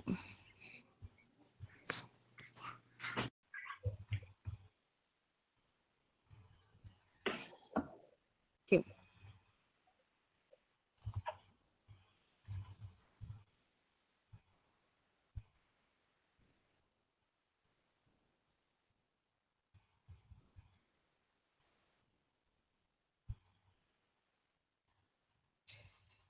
Yeah.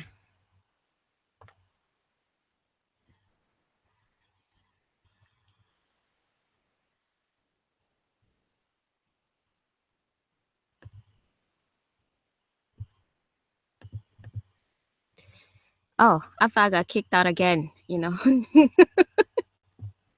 I got too many windows open. June just said something and just disappeared. You know.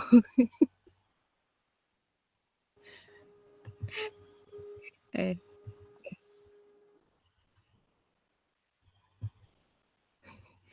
Yeah, y'all went quiet. Let me go back to that window.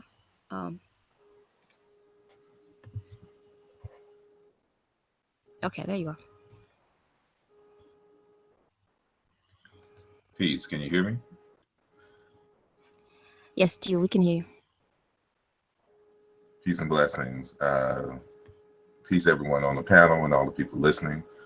I didn't really want to interrupt your show like that.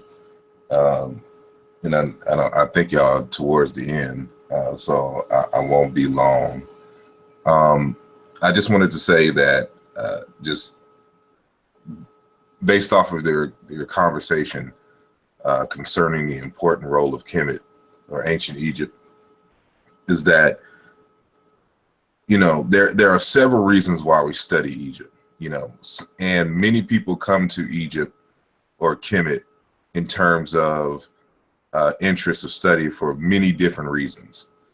And those reasons for the continued study of Kemet changes over time.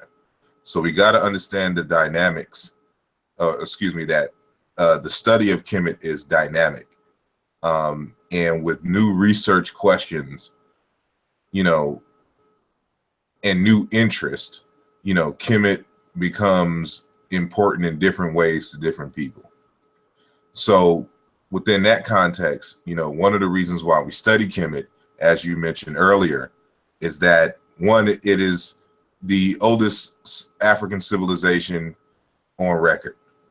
And not only that, it's mainly primarily because of this. Ancient Egypt, of course, had writing. And these people wrote about their lives, their attitudes, their interests, their concerns. And that provides us, especially those of us in the diaspora who have lost their sense of African culture and history and are trying to regain some sense of what that is. The records of ancient Kemet provide us a lot of evidence of what it means to be African and human before the rise and interactions of Europeans and Arabs. So whether people can articulate this or not, this is fundamentally at the core of why at least us in the diaspora look to ancient Kemet.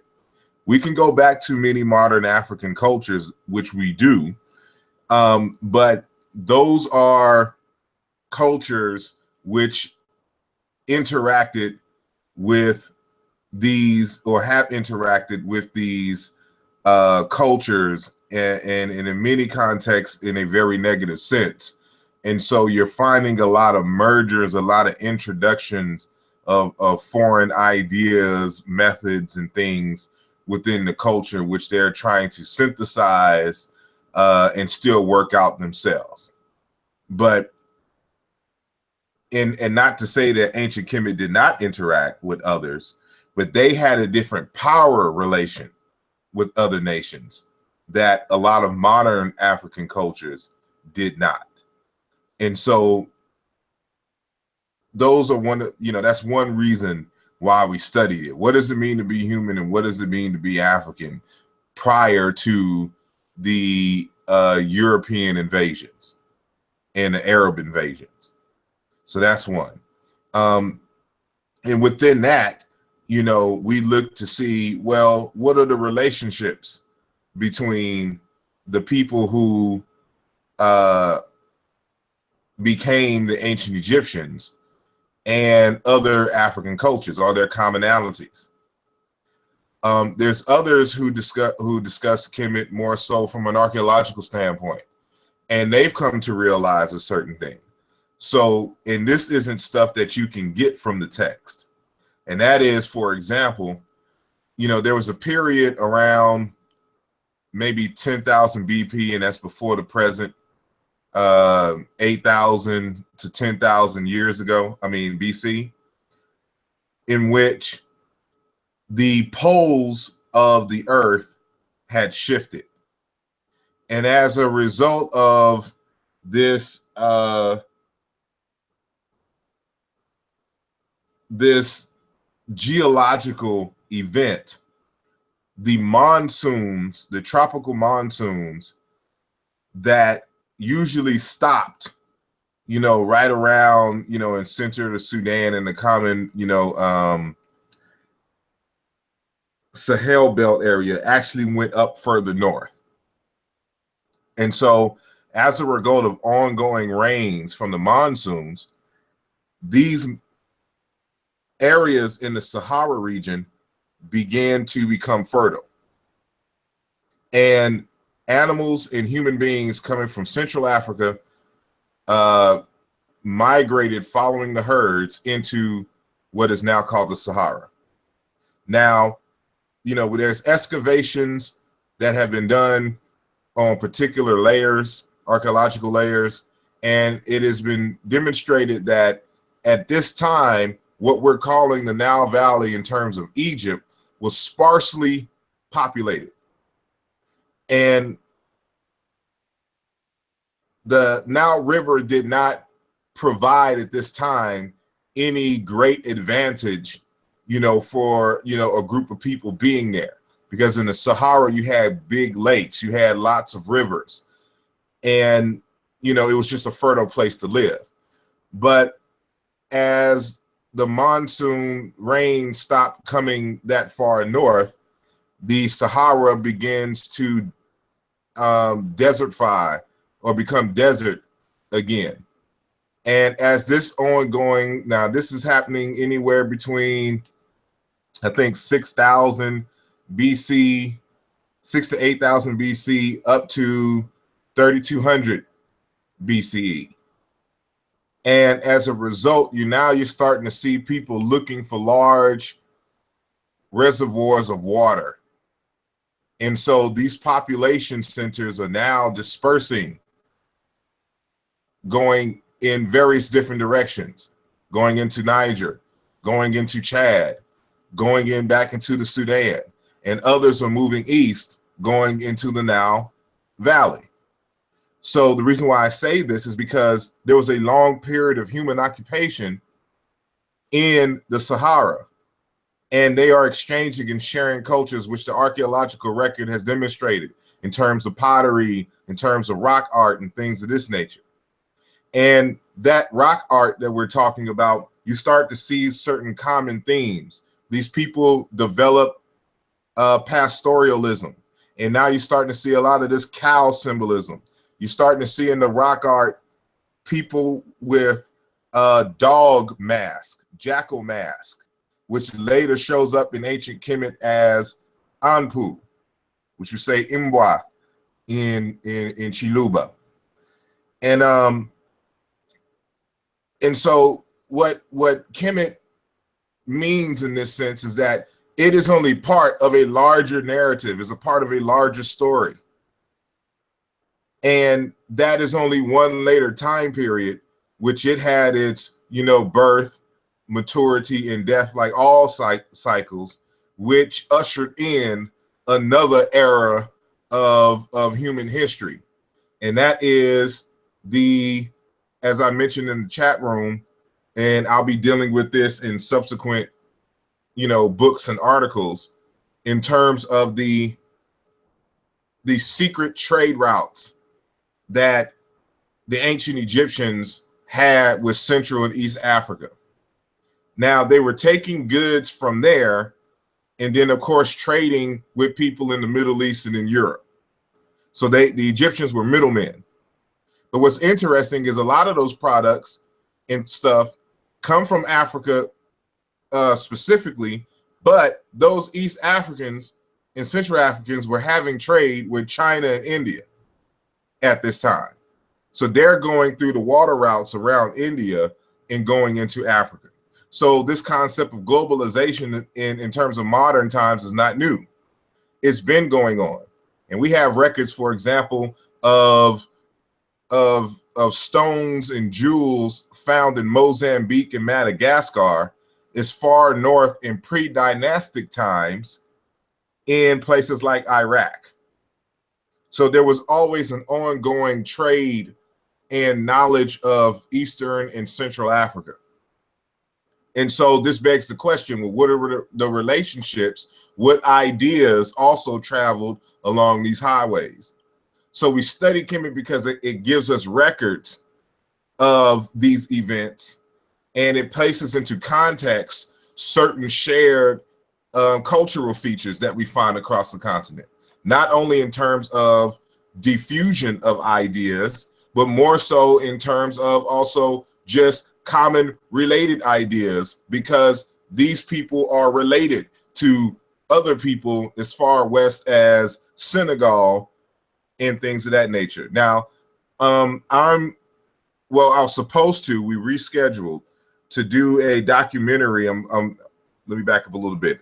I'm gonna be involved in a documentary called Hoppy. And, my contribution to the documentary is, of course, talking about ancient Kemet and its relationship to other African people.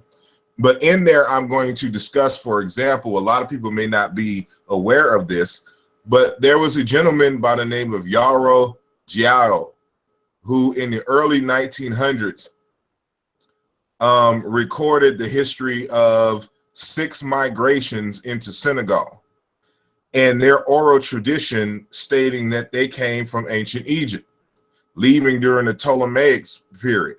Matter of fact, it was 6 different waves at different time periods. The earliest, I think, is the late New Kingdom, others starting with the Persian invasions, and then the last waves after the Greeks. And so this data is recorded, and what's unique about this oral tradition is that they name names and they name places along the way. And so when you see these correspondences between, the Egyptian language and Wolof, for example, part of it can be explained by inheritance. The others more than likely ideas by direct diffusion and migration. So this is, when you put all of this stuff together, again, we're trying to understand African history as a whole. And so, Kemet is very integral to that narrative. And so we start from there and expand, and it helps to explain, especially for us over here in the United States, how even we got here. And so I hope, without being too long-winded, that I at least explained myself everything that I couldn't explain in the chat. To Dua. Okay. Yeah, I wasn't even aware of the trade with India and China at that particular stage. So very interesting. Yeah, you got to get a book called, hold on. Got to get the name right.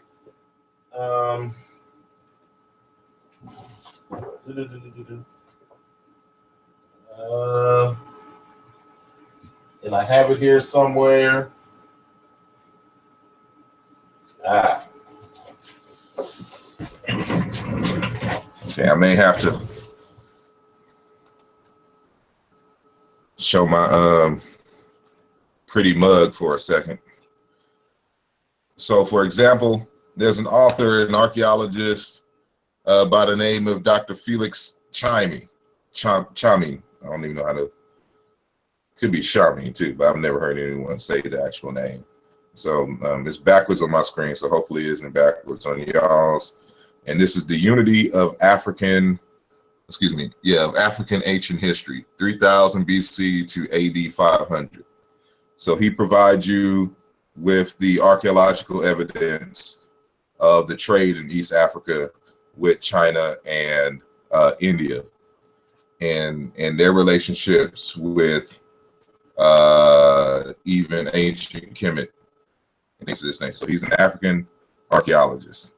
He has another book, and this is more archaeological driven, from Zanzibar and the Swahili coast, 30,000 years ago. and he loves Zanzibar for some reason. And but this book is actually it's edited by him, and so there's other people, but he provides a great number of the articles in this text, but it's very archaeologically driven, and it'll show you that there's been activity for a very, very long time in these areas. Another textbook, because I always got to recommend books. It's a small book. I had to get mine full because it's hard to find.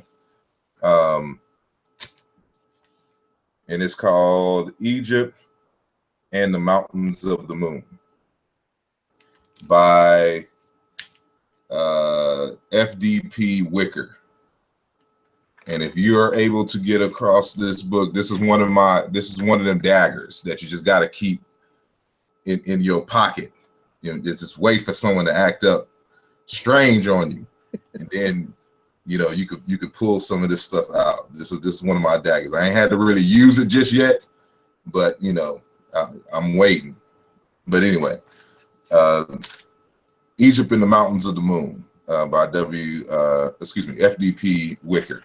And so he's one of the ones that brought out, for example, when you look into the names of places in these mythological texts, how they actually coincide with real places in Central and East Africa, which leads me to believe that a lot of what we see in these so-called mythological texts is actually code, and is codified to try to hide where they're getting certain things from. So, for example, like I mentioned in the chat room, there's a place called in the Book of the Dead in the Amduat, or the Book of the Amduat,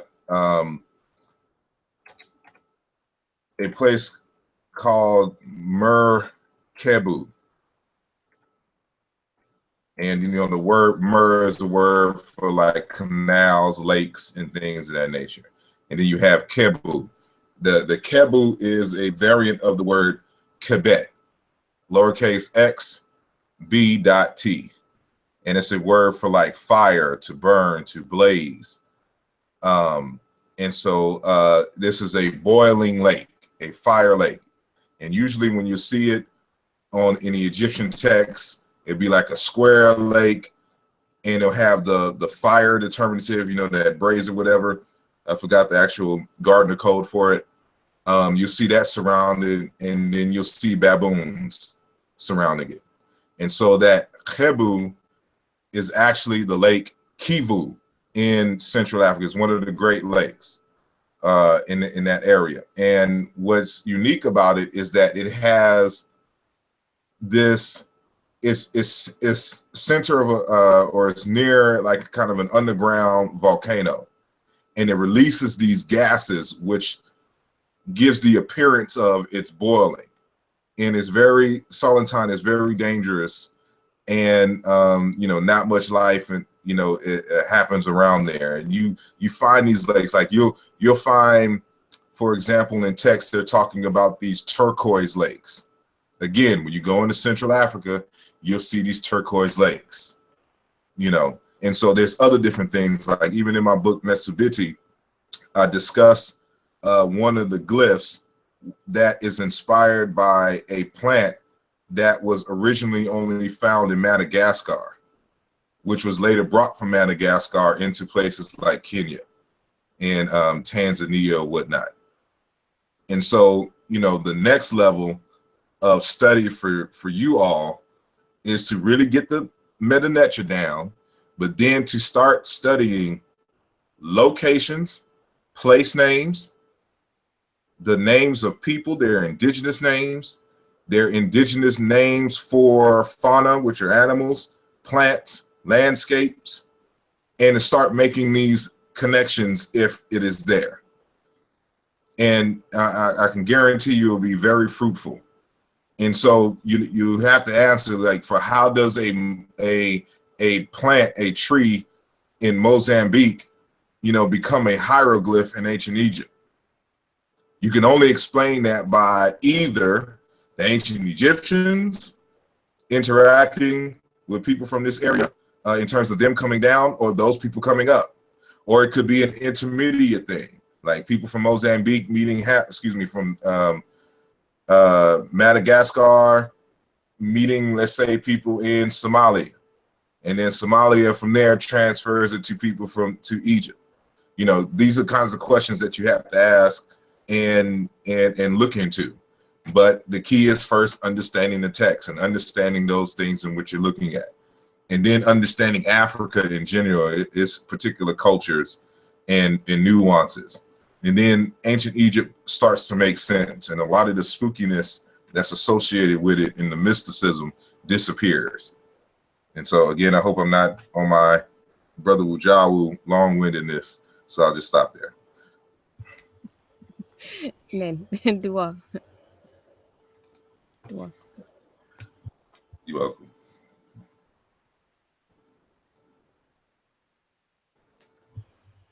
Yeah, that was a lot of interesting information. And again, I know you've mentioned your book, or the other books, and most of that stuff that you discuss. For those watching, you can get them on Asar Imhotep is an author who's written, plenty of books, and you can get them now. I think that, as you mentioned, there's free shipping. So the website again. If you need me to repeat, I'll do it again. It's asarimhotep.com, which is ASARIMHOTEP.com. So log on and get your offer while it lasts. I don't know how long it is for, but yeah, get those, and most of the information I know is discussed on those books, and you have some upcoming books as well. So I just wanted to add that in there, and Dua again for taking the time to hop on and explain us, because I thought it was really interesting, and would have been better to do kind of explain those, especially for those watching on the archive, and we can always go back to it and digest it a little bit more, because most of it is a little bit on a deeper level than what we are, or some of us are on. So it's always good to go back and listen again after doing some research here and there. So do again for that. Till do I? We can listen to you all night. It's all good. Yeah, and I think Sean got kicked out. So I know he's on the chat listening. So yeah, Sean, you can try to get back in if you want. You might get lucky this time. But once again, Dua, and I don't know if we have any more questions on from the chat. How long have we been going for? Oh, 2 hours. Okay. So yes, if you're on the chat and you have any, you have questions, just let us know before we log off. So give it a few minutes, because I know we have delays and all.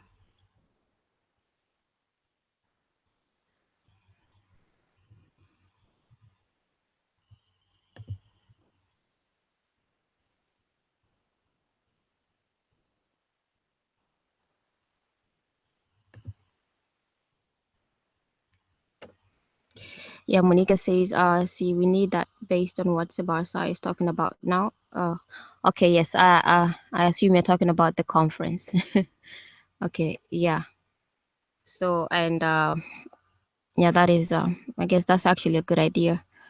And Myriad is saying, I found something about hieroglyphs in Australia of a voyage of one of the Ramses. Interesting.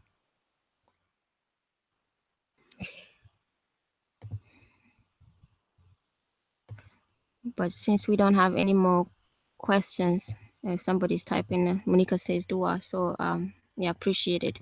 And yes, since we don't have any more questions and we've been up and running for 2 hours, I guess it would be a good idea to close down the live stream. So Sanjeev, do you want to take us out?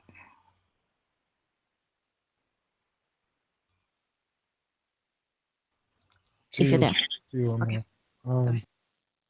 Like to thank everybody for tuning in tonight. I hope you learned as much as I did. Thank Senti for leading the charge tonight. for the Seshew. And Dua to Saba Asar for chiming in and giving us a lot to think about and some things to research. And for the rest of my Seshew brothers for chiming in. And hopefully you guys will tune in next week. With that, I'd like to say Shamim Hotep.